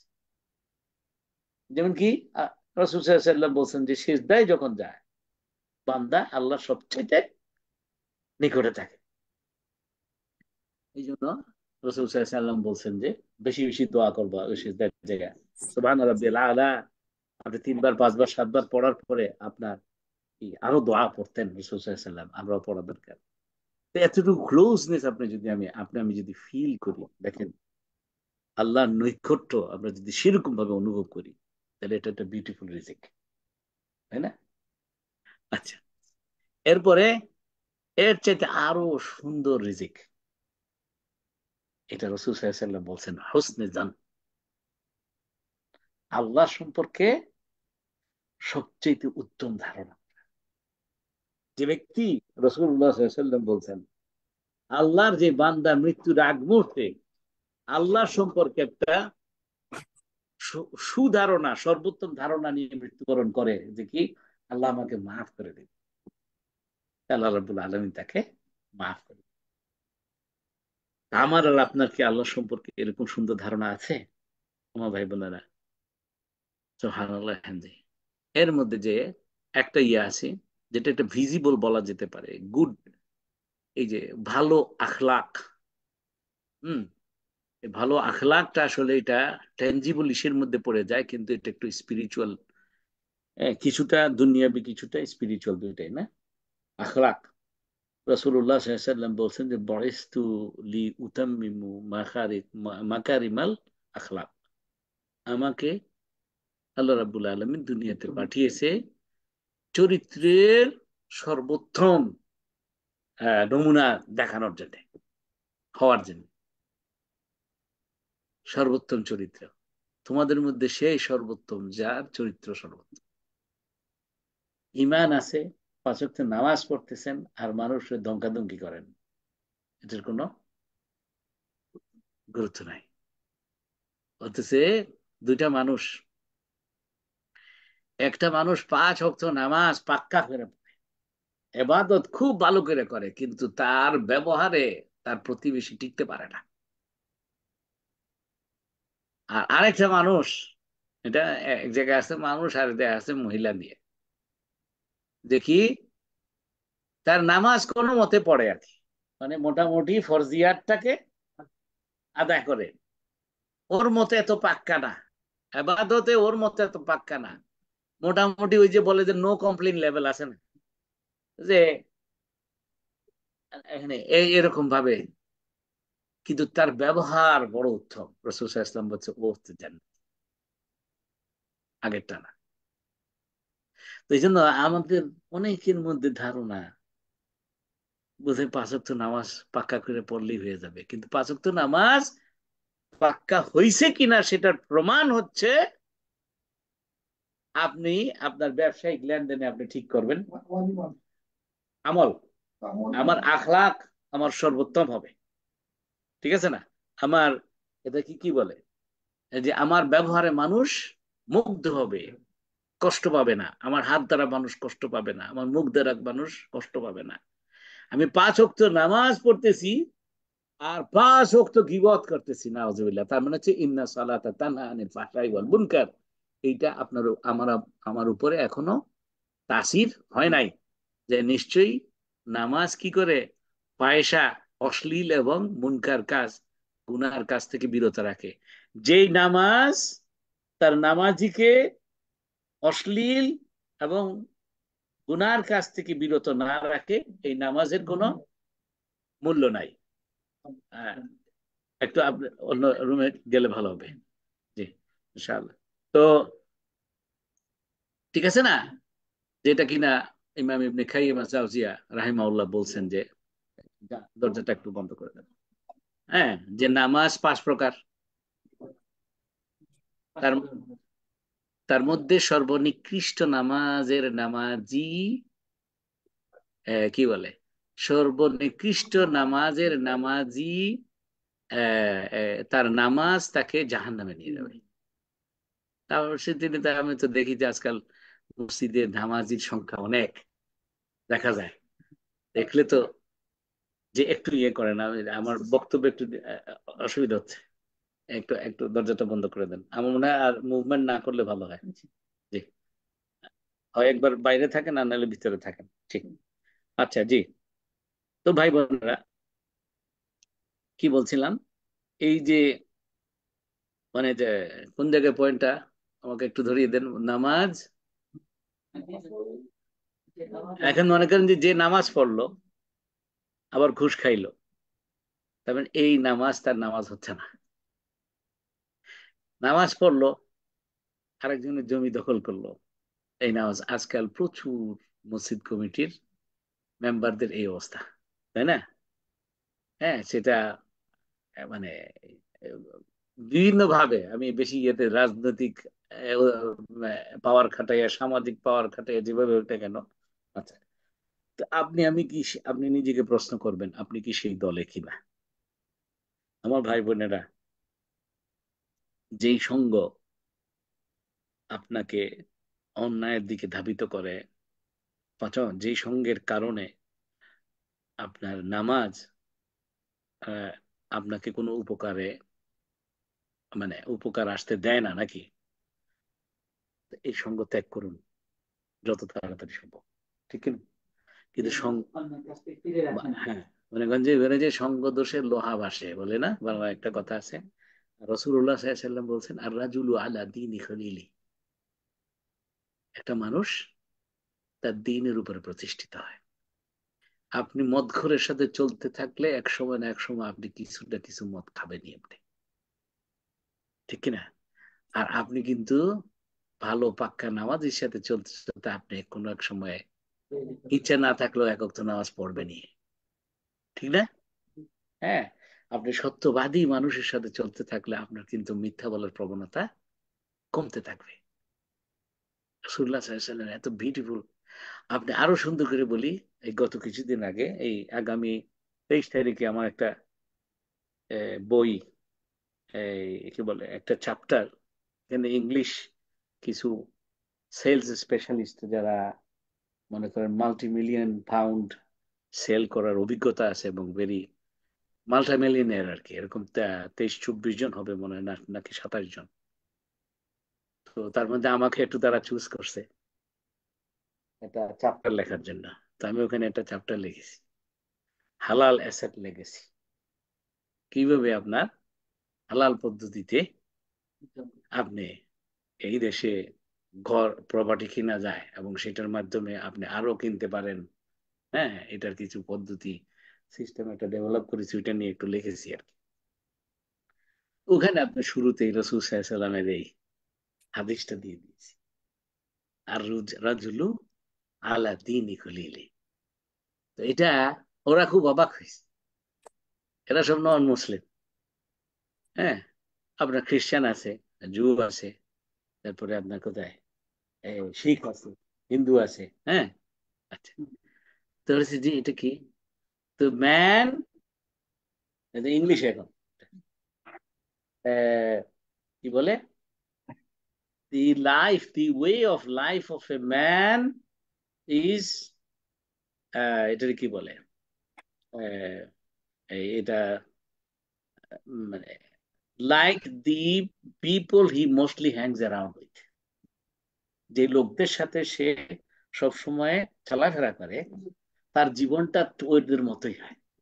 এটা কিরকম, আপনি মিলিয়নারদের সাথে যদি চলাফেরা করেন আপনি দেখবেন যে আপনিও একসময় মিলিয়নার হয়ে যাবেন, অসন্তোষ সংসার। আপনি ফকিরের সাথে চললে, আপনি ওই যে ছোট লোকের সাথে চললে আপনি ওই রকমই থাকবেন। আপনি গীবতকারীদের সাথে চললে আপনি গীবতকারীদের মতো থাকবেন, ঠিক না? হ্যাঁ। তারপরে আপনি কোন জায়গায় এ, সারাক্ষণ ধরে হাই হুতাশ করে কিন্তু আসলে কিন্তু কোনো নিজের চেষ্টা করে না, এই লোকের সাথে চললে। আপনাদেরকে আমি একটা দিয়ে আজকে একটা টাস্ক দিই, হোমওয়ার্কের মতো। আপনি একটু হিসাব করবেন আজকে বাসার, এই যে আজকে হালাকার পরে এখানে আপনারা যারা আছেন আপনাদেরকে বলি, এটা খুব মজার একটা জিনিস। যে কি, আপনি যেই 5টা লোকের সাথে বেশি চলাফেরা করেন, বেশি উঠা বসা করেন, ও তাদের এই 5 জনের ইনকাম আপনি যোগ করেন, তারপরে 5 দিয়ে ভাগ দেন, কত এভারেজ হইলো। দেখবেন যে ওইটা আপনি যা ইনকাম করেন ওইটা সমান। এটা বুঝা গেছে ভাইজান? হ্যাঁ, দেখো আশ্চর্য জিনিস না? আপনি দেখবেন যে আপনি যদি আপনার বেতন যদি 30,000 পাউন্ড হয়, আপনি যেই 5টা লোকের সাথে, যে 5টা বন্ধু আত্মীয়র মধ্যে যাদের সাথে আপনি বেশিরভাগ সময় কাটান, ওদের হয়তো বা কারো বেতন 50,000, কারো বেতন 20,000, কারো বেতন 25,000, এভাবে করে আপনি 5 জনেরটা অ্যাভারেজ করলে দেখবেন আপনি, আপনি যে 30 পান ওই 30-32-এর মধ্যে আসে। বুঝা গেছে কিনা? এটা কিন্তু স্ট্যাটিস্টিক্যালি প্রুভেন, মিলিয়ন মিলিয়ন পিপলের উপরে এই জরিপ করা হয়েছে, এটা পাওয়া গেছে।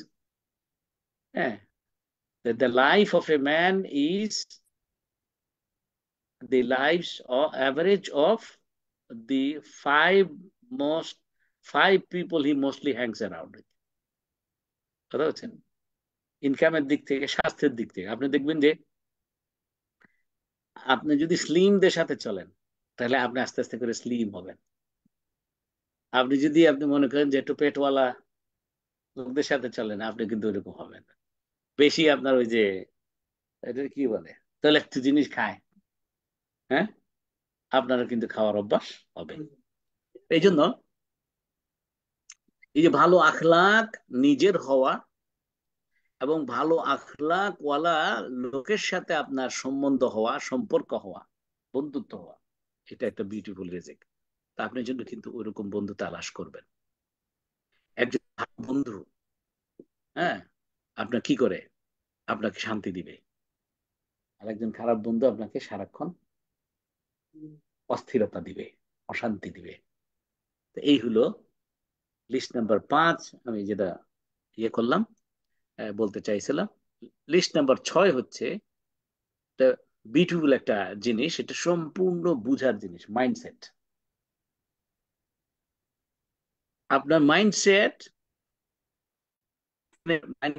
লিস্ট আছে। একটা লিস্ট হলো যেমন কি মাইন্ডসেট টু চুজ। কিছু মানুষে আপনি ভালোটাও দিলেন খারাপটাও দিলেন, সে কেন জানি খারাপটাই চুজ করে, আছে না? হালালটা দিলেন, হারামটা দিলেন, সে হারামটাই চুজ করে, ঠিক না? তারপরে কি, আপনার চিন্তা করতে গিয়ে যে কোনো একটা জিনিসের কিভাবে বলা যায়, যে কোনো একটা জিনিসের চিন্তা করতে গিয়ে সে পজিটিভ চিন্তা না করে সে নেগেটিভ চিন্তা করে। এটা দুর্ভাগ্য না? যে আমার বাবা কেন আমাকে আদর করে, সে ভালোটা চিন্তা না করে খারাপটা কিছু, এরকম চিন্তা দেখে না। আমি একেবারে ইভেন খারাপের মধ্যেও পজিটিভ ভাবে যদি বলি, মনে হয় আমাকে বাকি ভাই বোনদের থেকে বেশি আদর করে এই জন্য কারণ আমি আমি দুর্বল, আমার দ্বারা কিছু হবে না বলে। তাহলে কি হলো, আপনি কিন্তু নিজে নিজে কি হলেন, এইভাবে চুজ, আপনি যদি চিন্তা করতে থাকেন তাহলে আপনি নিজের কনফিডেন্স কিন্তু আস্তে আস্তে কি হবে, হারাবে। কিন্তু অপোজিটলি উল্টাটাও হইতে পারে, যে কিরকম, আমার বাবা যখন আমাকে পছন্দ করতেছে নিশ্চয়ই আমি যে কাজটা করতেছি এটা ভালো করতেছি, তাহলে এটা আরো বেশি করে করবো। আবার অনেক সময় এরকম হয় না যে বাবা মা ধমক দিয়ে, একটা ঘটনা এরকম যে এক বাবা তার ছেলেরে ধমক দিছে যে তোর রেজাল্ট কেন ভালো হইলো না, অন্য ছেলেদের রেজাল্ট ভালো হয়েছে। এখন ছেলে রাগ করে কি করছে, বলেন তো দেখি, ছেলের কি এইখানে, ছেলে কিন্তু চুজ করার বিষয় আছে না, এই বাবা তাকে রাগ করে ধমকাধমকি করছে।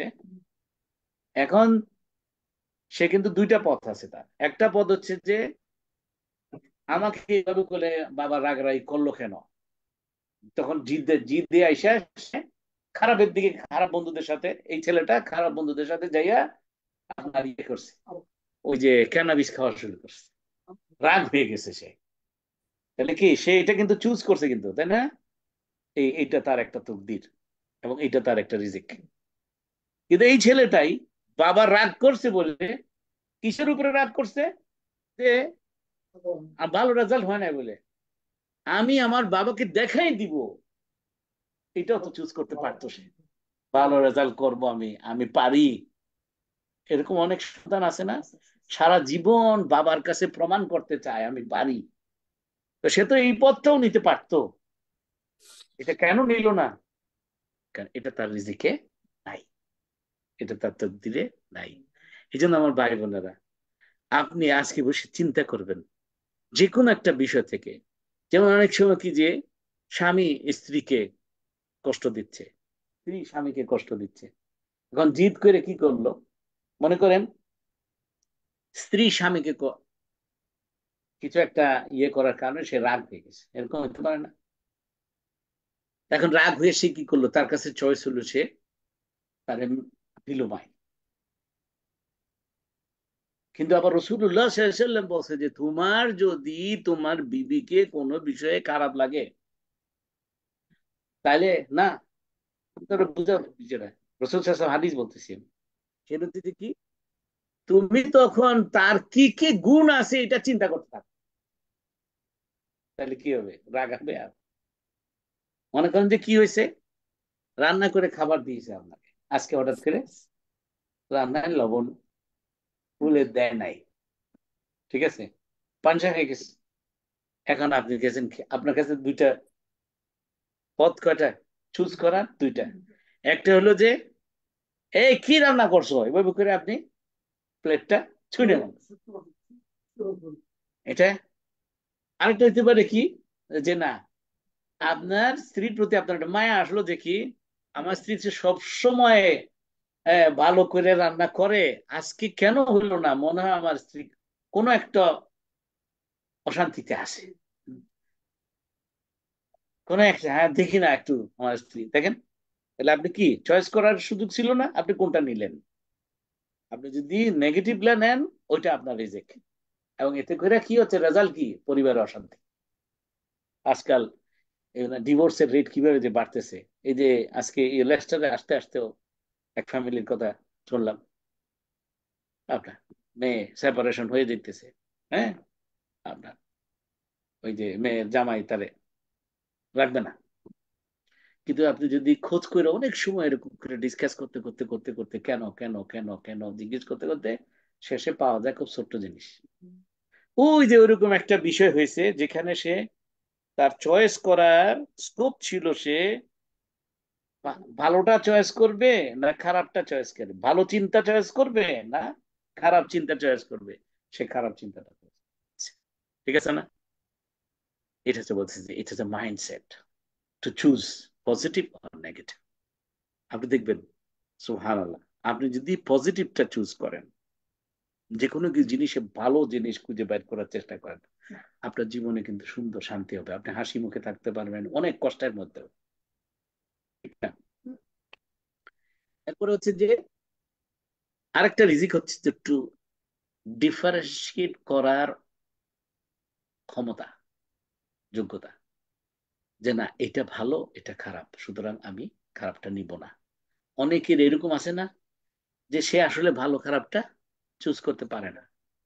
আমি আপনাদেরকে একটা উদাহরণ দিই। আমার এক আত্মীয়, হ্যাঁ, কি করলো আজ আপনি মনে করেন যে এই ব্যাংকের থেকে লোন আদায় করে দেয়,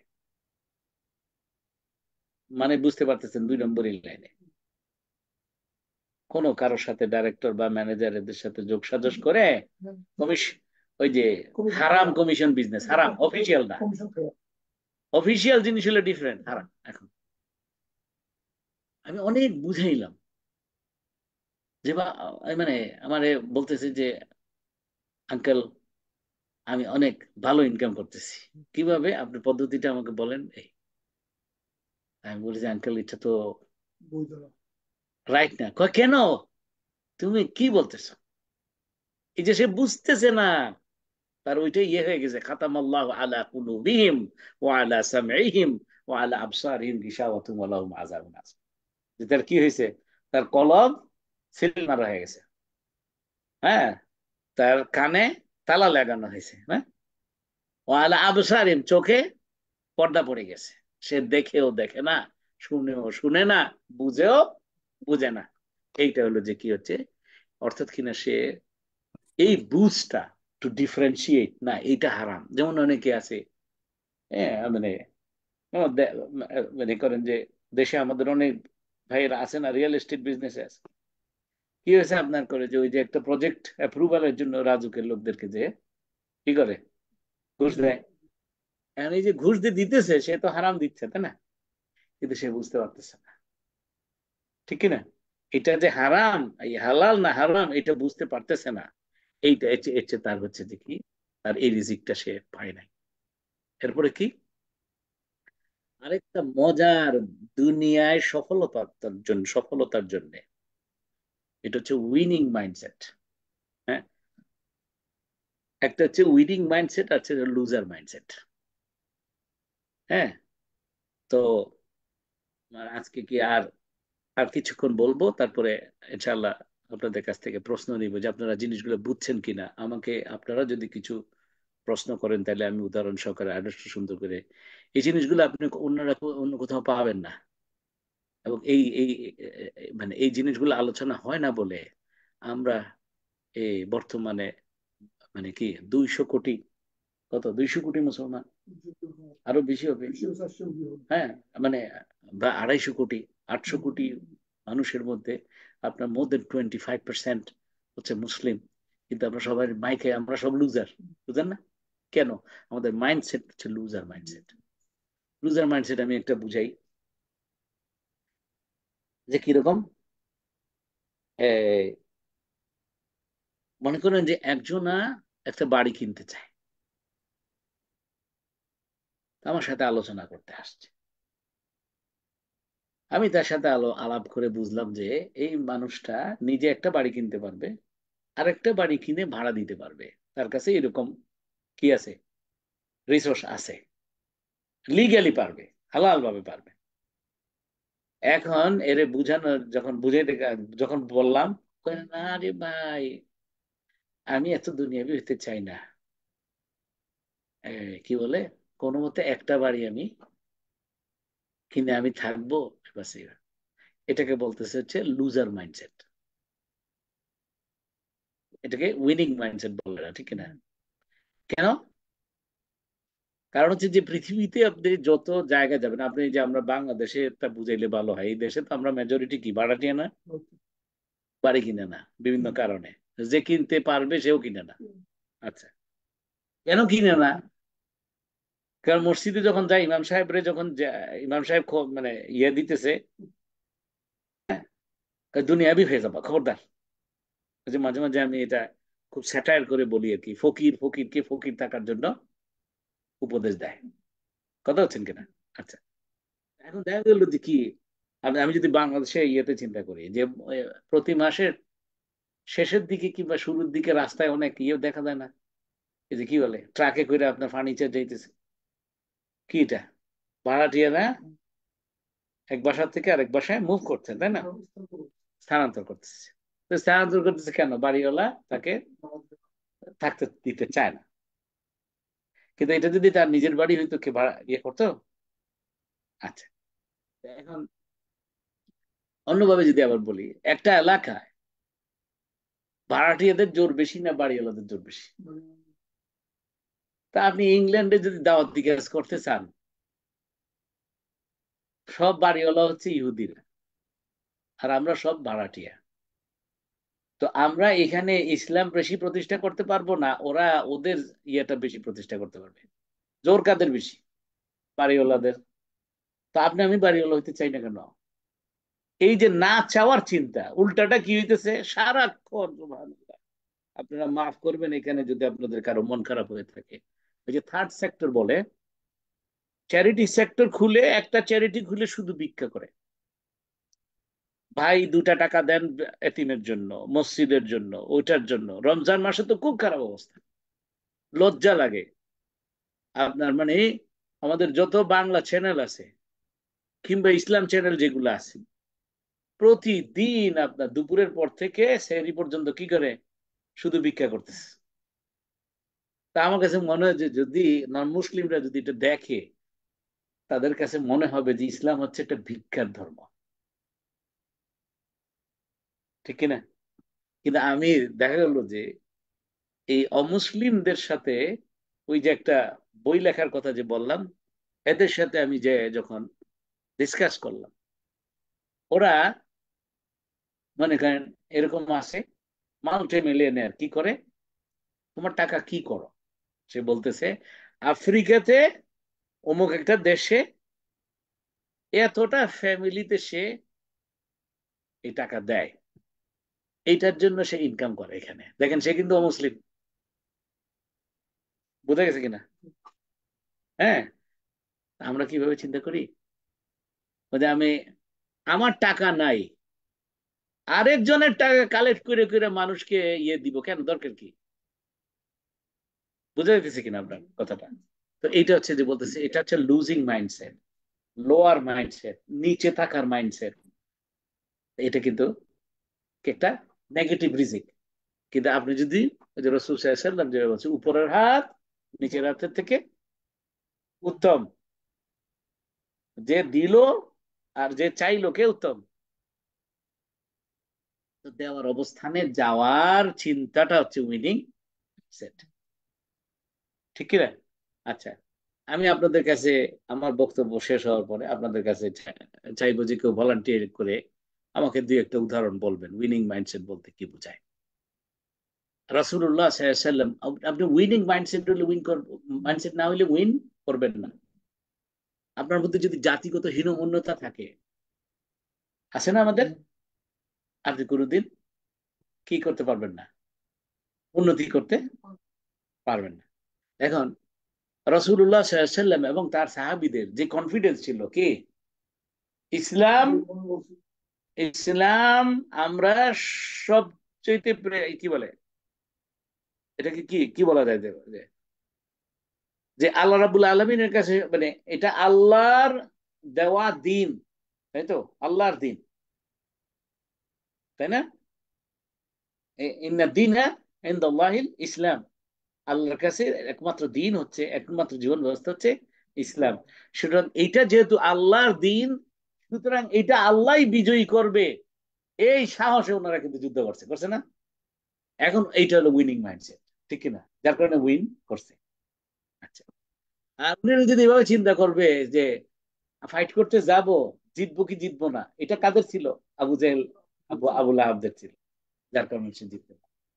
ওটা হচ্ছে লুজিং মাইন্ডসেট, ঠিক না? এই উইনিং মাইন্ডসেট আল্লাহ যেন আমাদেরকে দেয়, যে আমি যখন পড়তে যাব ইনশাআল্লাহ আমি ফার্স্ট হব। এটা হলো উইনিং মাইন্ডসেট। একটা অঙ্ক করতে বসলেন, ওয়ালাইকুম সালাম রহমতুল্লাহ, জি বসেন, একটু আলোচনা করতেছি। হ্যাঁ, অঙ্ক করতে বসলেন, আপনি মনে মনে চিন্তা করলেন, আমার শিক্ষক এভাবে শিখিয়েছিল যে কি, তুমি আয়নার সামনে যাইবা, যাইয়া নিজেকে নিজে দেখবা, দেখে বলবা, দেখে ইমরান, এই অঙ্ক তুমি না পারলে আর কেউ পারবে না। এই ম্যাথমেটিক্স এর প্রবলেমটা তুমি সমাধান না করতে পারলে আর কেউ পারবে না, তুমিই পারবা। এটা নিজেরা নিজে বলা আর কি, বললে কি হলো? কনফিডেন্স। এটাকে বলতেছে উইনিং মাইন্ডসেট। এখন যদি আপনি অঙ্ক করার আগে যদি আমি কি পারবো, আমার দ্বারা কি হবে, আপনি পারবেন না। এই যে এখন আপনার মাইন্ডসেটটা কোনটা? আপনার মাইন্ডসেট যদি হয় পারবো, তাহলে এটাকে বলতেছে উইনিং মাইন্ডসেট, এবং এটা একটা উত্তম রিজিক আল্লাহর পক্ষ থেকে। তাইলে আপনি যেখানে যাবেন উইন করবেন। উইন করা মানে কি? সাকসেস হওয়া। সাকসেস হওয়া মানে হচ্ছে যে আপনি ভালো চাকরি পাবেন, আপনি ভালো ব্যবসা করতে পারবেন, তার মানে আপনি ভালো ইনকাম করতে পারবেন, আপনি ভালো সম্পত্তি অর্জন করতে পারেন। ওয়ালাইকুম সালাম। জি, ঠিক আছে না? আচ্ছা, এরপরে হলো এই মাইন্ডসেটের যে আরেকটা পার্ট আছে, আমরা 7 নম্বর লিস্টের 7 নম্বরে দেখেন, রিজিকের কত দিক দেখছেন না? রিজিক শুধু আমাদের টাকা পয়সা না। আচ্ছা, আরেকটা মাইন্ডসেট, এটা ইনটেনজিবল, যে কি? রেজিলিয়েন্স। এটা কোনোদিন শুনছেন কিনা? যে বিপদে সে ভরকে যায় না, আছে না? ঘাবড়ায় যায় না। এখন মনে করেন যে আপনার সব কিছু, ওই যে ইংলিশে বলে হাঙ্কি ডোরি চলতেছে, সব কিছু সুন্দর চলতেছে, এই অবস্থায় তো আপনি সবই পারবেন, পারবেন না? আপনার সামনে মনে করেন যে কি হলো, এই ধরেন আমি বক্তব্য রাখতেছি, ওয়াইফাই আছে, হঠাৎ করে ওয়াইফাই কানেকশন যদি ইয়ে হয়ে যায়, তখন কি করব? আমি কি হাউতাশ করে মরে যাব?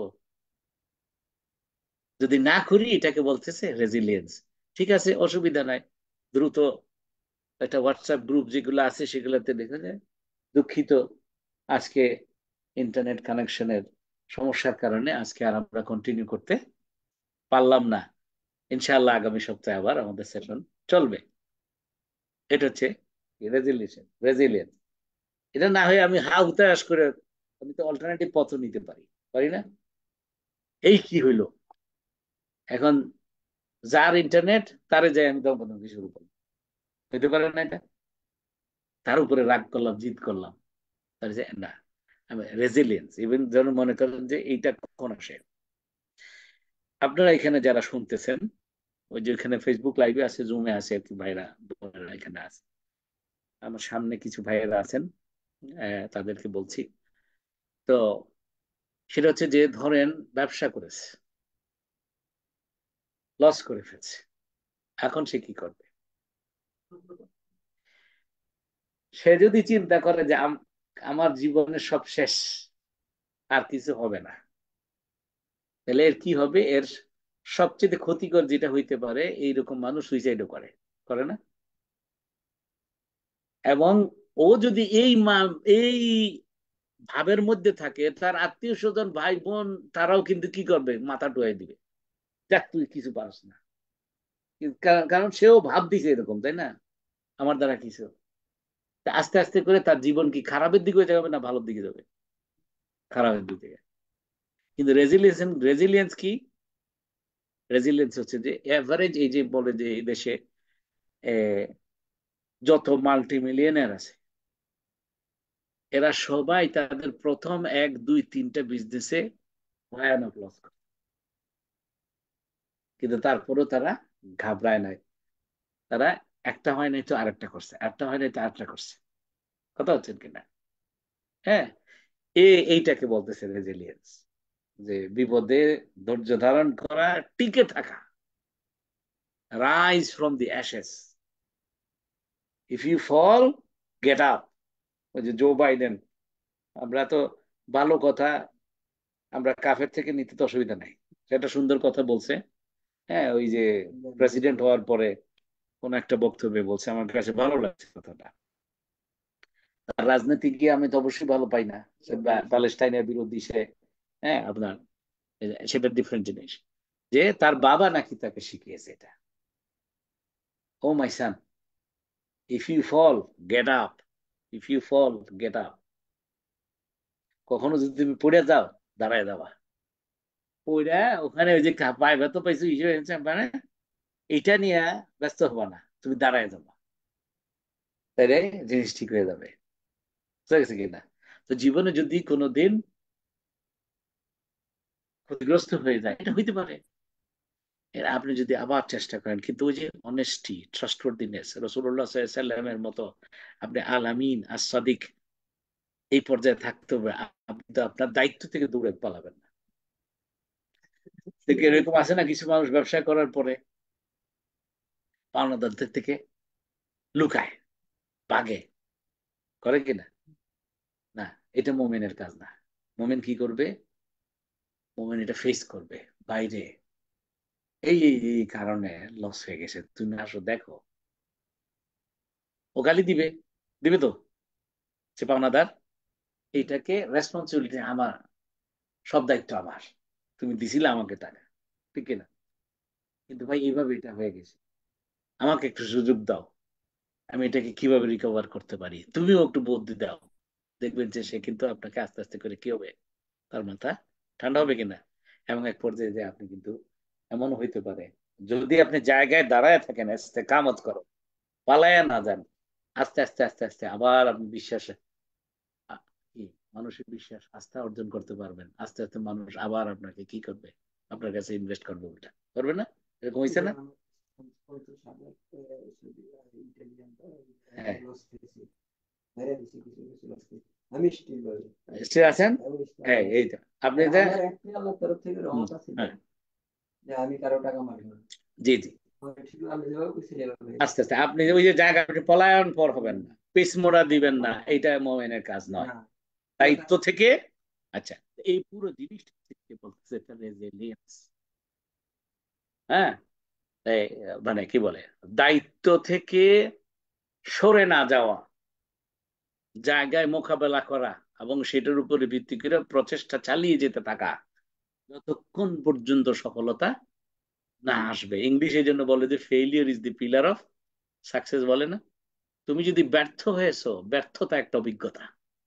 সুতরাং এটা নিয়ে হাই হুতাশ করা, যদি তুমি হাই হুতাশ করো তাহলে তোমার রিজিক হচ্ছে হাই হুতাশের রিজিক, খারাপ হয়ে যাওয়ার রিজিক, ক্ষতিগ্রস্ত হয়ে যাওয়ার রিজিক না। কিন্তু হাই হুতাশ না করে উল্টোটা করলে ওটা হচ্ছে আপনার রেজিলিয়েন্সের রিজিক।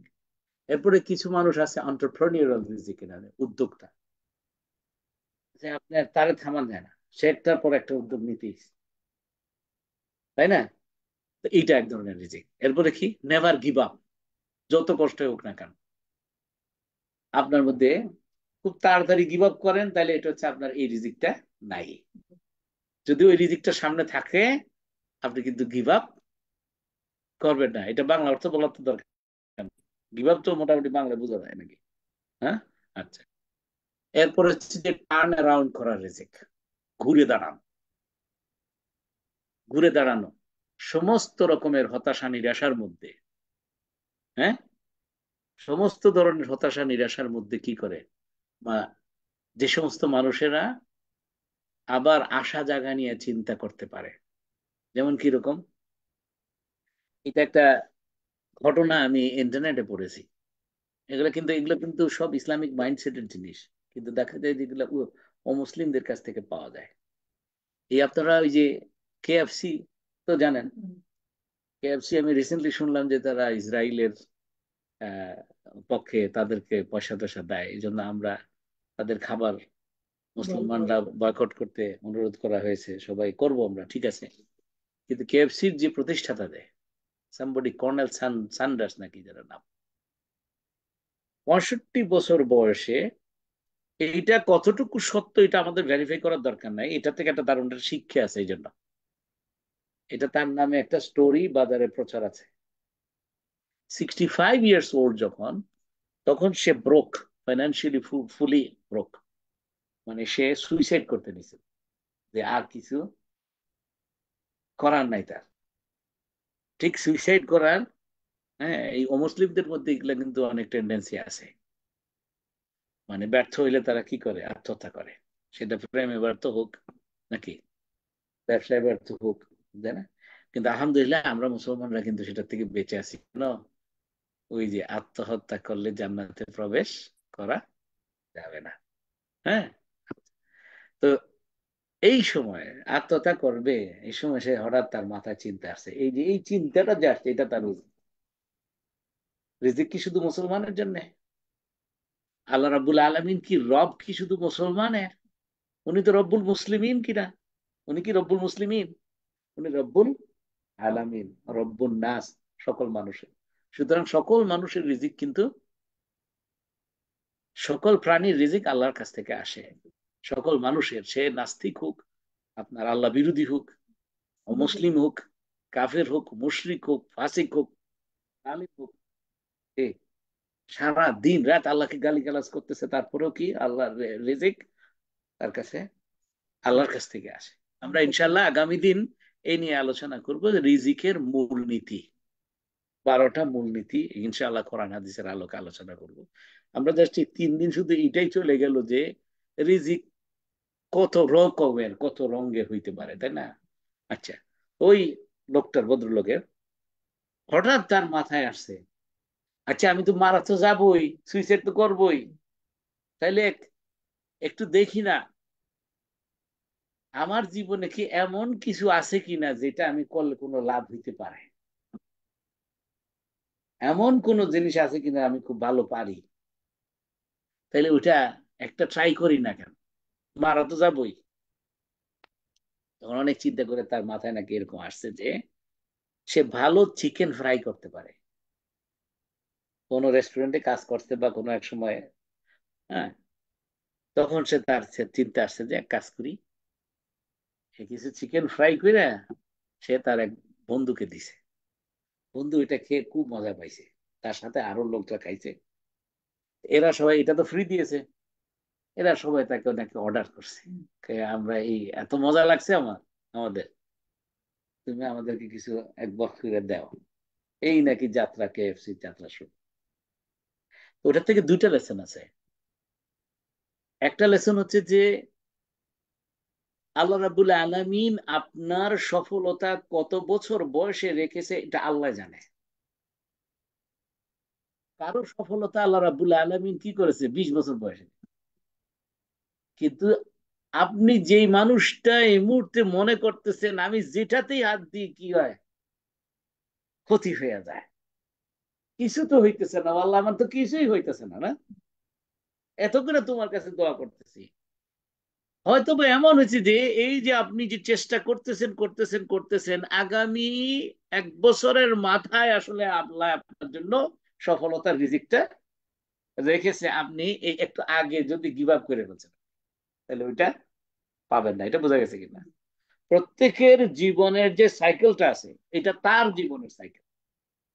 এই জন্য বরঞ্চ আপনি এইভাবে চিন্তা যদি করেন যে কি, আমাকে এখনো সফলতা দেয় নাই, আমার সফলতার সামনে যেহেতু আছে, তাহলে কি হলো, আমার কিন্তু বোরিং হওয়ার সম্ভাবনা, এটা বুঝাইতে পারলাম কিনা? মনে করেন যে এই যে, এটা কিন্তু অমুসলিমদের ওখানে বেশি এক্সাম্পল টানা যায় আর কি। এরকম বড় বড় সিঙ্গার, পপ স্টার হঠাৎ করে দেখেন সুইসাইড করে, এটা কি তারা টাকার অভাবে করে? না, কারণ হচ্ছে সে জীবনের বেশি শুরুতে, আর্লি, ভেরি আর্লি স্টেজে এত সফলতা পেয়ে গেছে, আর তার সাথে কোনো ইমান ছিল না। এই জন্য সে সবই করছে, 3W করছে, ওয়াইন ওমেন সব করছে, ঠিক কিনা? করে টরে জীবনের সব মজা সে নিয়ে আর কিছু পায় না মজা করার, এখন বোরিং হয়ে গেছে, এই জন্য সে আত্মহত্যা করছে, তাই না?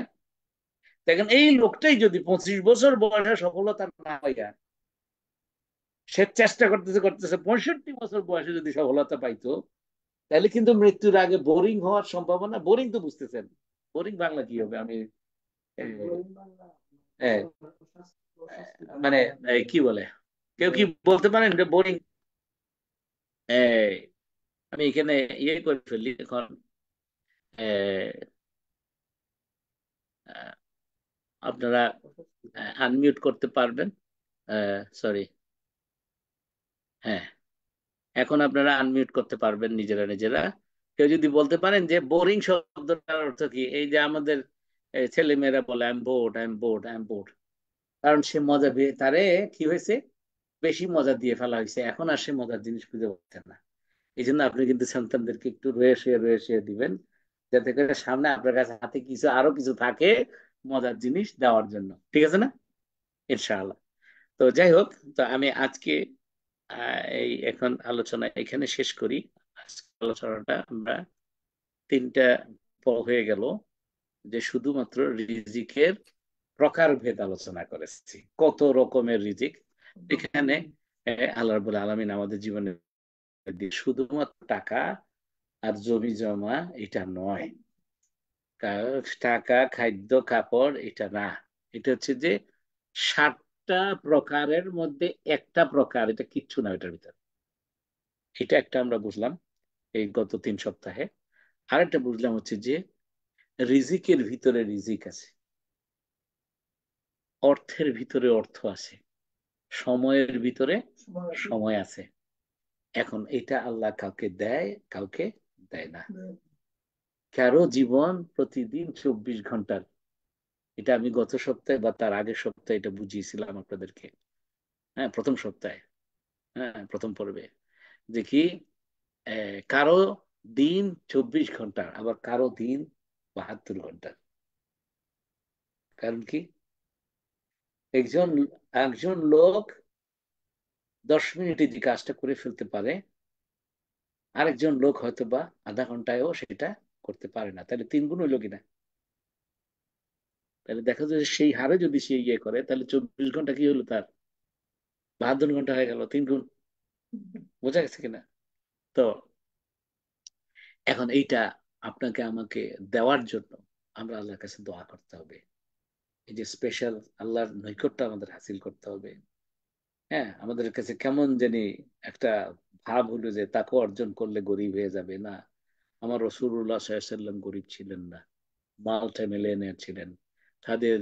খাদিজা রাদিয়াল্লাহু আনহা বিলিয়নিয়ার ছিলেন।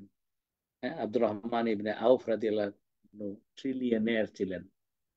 ওসমান রাদিয়াল্লাহু আনহু বিলিয়নিয়ার ছিলেন, ঠিক না? দেখো করে অনেক, তালহা রাদিয়াল্লাহু আনহু বিলিয়নিয়ার ছিলেন। হ্যাঁ, তো কিন্তু এই খবরগুলো আমরা কিন্তু চর্চা করি না। ইসলাম বিজয় হয়েছে শুধু সাহাবীদের সময়ের মাধ্যমে নয়, শুধু সাহাবীদের জানের মাধ্যমে নয়, সাহাবীদের মালের মাধ্যমেও মালও প্রয়োজন হয়েছে। এই জন্য আল্লাহ রাব্বুল আলামিন বলছেন ওয়াতুজাহিদুনা ফি সাবিলিল্লাহি বিআমওয়ালিকুম, আগে বলছে তাই না, ওয়া আনফুসিকুম তারপরে বলছে যে তোমার কি মাল এবং জান দিয়ে আল্লাহর পথে তুমি জিহাদ করো। সুতরাং এই মাল যদি তার না থাকে দিবে কিভাবে, না থাকে তাহলে দিবে কিভাবে? তাবুকের যুদ্ধে যদি ওসমান রাদিয়াল্লাহু আনহুর 8,000 12,000 স্বর্ণ মুদ্রা যদি এখানে না থাকতো, তাবুকের যুদ্ধে যাইতে পারতো না। তা আমরা আমাদের মধ্যে ওসমান খুঁজি কিংবা ওসমান তৈরি করার চেষ্টা করি? না, সব হচ্ছে ফকির। ফকিরকে ফকির থাকার জন্য উপদেশ দিতে থাকি কি, খবরদার দুনিয়াবি হইও না, আখেরাত হারায় ফেলবা। আল্লাহ যেন বলছেন যে কি, রব্বানা, আমি মাঝে মাঝে এরকম বলি, হ্যাঁ, আল্লাহ মনে হয় যেন বলছে কি, রব্বানা আতিনা ফিদ দুনিয়া হাসানা আও ফিল আখিরা, আও বলছে, আও বলছে, আও না ওয়াফিল আখিরাতে? আপনারা সবাই কোনটা জানেন? রব্বানা আতিনা ফিদ দুনিয়া হাসানা, ওয়াফিল বলছে না আউফিল বলছে? ওয়াফিল শুনছেন কেন? কোরআনের মধ্যে আছে। আপনার 200 সূরা বাকারার আপনার কি 200 201 আয়াত আপনারা পড়েন, ওই এই আয়াতগুলা। ওয়াফিল, ওয়া মানে কি? ওয়া মানে এবং, দুনিয়াতেও হাসানাত দাও, আখিরাতেও হাসানাত দাও। দুনিয়াতেও সফলতা দাও, আখিরাতেও সফলতা দাও। এটা কি আল্লাহ বলছে আমাদেরকে? এটা শিখাইছে যে আল্লাহ আমাদেরকে দুনিয়াতে সফলতা দাও, অথবা আখেরাতে সফলতা দাও, এটা বলছে আমাদেরকে? কি এটা এটা দোয়া করতে বলছে? নাকি না বলছে যে ও আল্লাহ আমাদেরকে দুনিয়াতেও সফলতা দাও, হাসানাত দাও, এবং এবং আখেরাতেও হাসানাত দাও। সুতরাং দুইটা কিন্তু কি কমপ্লিমেন্টারি, সাবস্টিটিউট না। এই জন্য আমাদের মধ্যে ধনী মানুষেরও দরকার আছে, আমাদের মহিলাদের মধ্যে খাদিজা রাদিয়াল্লাহু আনহার মতো বিলিয়নিয়ার দরকার আছে, আব্দুর রহমান ইবনে আউফ রাদিয়াল্লাহু আনহুর মতো ট্রিলিয়নিয়ার দরকার আছে। কিন্তু কি পদ্ধতিতে? ওনারা যেভাবে করেছেন, হালাল পদ্ধতি, জায়েজ পদ্ধতিতে, তাই না? ইনশাআল্লাহ এই বিষয় নিয়ে, এই যে রিজিকের যে মূল নীতি, আমি অনেকগুলা বলা যায় কোরআন হাদিসের আলোকে একসাথে গবেষণা করে এক জায়গায় নিয়ে এসে 12টা মূলনীতির ইনশাআল্লাহ আগামী সপ্তাহে শুরু করব। আপনারা যারা আজকে জয়েন করেছেন, আপনাদেরকে আবারও এই ক্লাসে জয়েন করার আহ, কি আহ্বান জানিয়ে আজকে শেষ করে দিচ্ছি। জাজাকুমুল্লাহ খায়ের। ভাই মোকাররম বিল্লাহ, তুমি একটু পরে জয়েন করছো মনে হয়, আমি না খেয়াল করি নাই। আহ, এই রেকর্ডিং এর ইয়েটা তো দেওয়া যেতে পারতো। হ্যাঁ,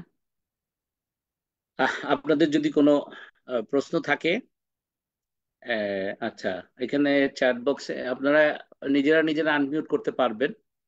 আহ, আমি যেহেতু আজকে আমার নিজের দফতরে নাই, আমাদের এক ভাইয়ের একটা ব্যবস্থা করে একটা জায়গায় বসা, তো যার কারণে আমি সবকিছু একসাথে আমার কাছে, আমার নিজস্ব সেট আপে আলাদা স্ক্রিনে আমি ফেসবুকে কি কে কি বলছেন সেটাও দেখতে পাই। আজকে দেখতে পাচ্ছি না, কেন স্ক্রিন মাত্র একটা সামনে। তো এক ভাই লিখেছেন ফালসাবিল, আসসালামু আলাইকুম, ইউটিউবে কিভাবে হালাকা ক্লাসটা রিপিট দেখবো? এটা ওই যে ফেসবুক পেজে লাইভ, আপনারা এখন লাইভ চলতেছে, আলটিমেটলি রেকর্ডটা থেকে যাবে। হ্যাঁ, আচ্ছা। ও, আর একটা ওই যে ভাই মোকাররম বিল্লাহ সকাল টিভির ওখান থেকে উনি ওই আমার ইউটিউব চ্যানেলটা দিয়ে দিয়েছে, আপনারা সেখানে ক্লিক করে দেখতে পারেন। এক ভাই লিখেছেন মাশাআল্লাহ খুব সুন্দর আলোচনা। আর এক ভাই বোধহয় অর্থগুলো দিয়েছিলেন ওই যে বোরিং এর, বিতৃষ্ণা, বীতশ্রদ্ধ, বিরক্ত। ঠিক আছে ওনা না? আচ্ছা, আরেক ভাই লিখেছেন হচ্ছে বোরিং এর ইয়েটা ওই বিরক্তিকর। আচ্ছা, এরপরে হচ্ছে আই ডোন্ট হ্যাভ ফেসবুক। তাহলে ইউটিউব চ্যানেল আছে ডক্টর ইমরানুল হক, আপনি ইউটিউবে সার্চ দিলে পেয়ে যাবেন। হুম, ইনশাআল্লাহ। আর এখানেও লিঙ্কটা দিয়ে দেওয়া হয়েছে। তো আমরা শেষ করে দেই। আপনাদের কারো যদি প্রশ্ন না থাকে, আহ জাযাকুমুল্লাহ খায়ের। আল্লাহ রাবুল আলমিন আমাদেরকে তৌফিক দান করুক এই রিজিক পুরো জিনিসটা বুঝার, এবং সেই আপনার কি বলে, এবং আমাদের রিজিক আল্লাহ যেন বরকত দিয়ে দেয়। সুবহানাকা আল্লাহুম্মা ওয়া বিহামদিকা আশহাদু আল্লা ইলাহা ইল্লা আনতা আস্তাগফিরুকা ওয়া আতুবু ইলাইক। আসসালামু আলাইকুম ওয়া রাহমাতুল্লাহি ওয়া বারাকাতুহু।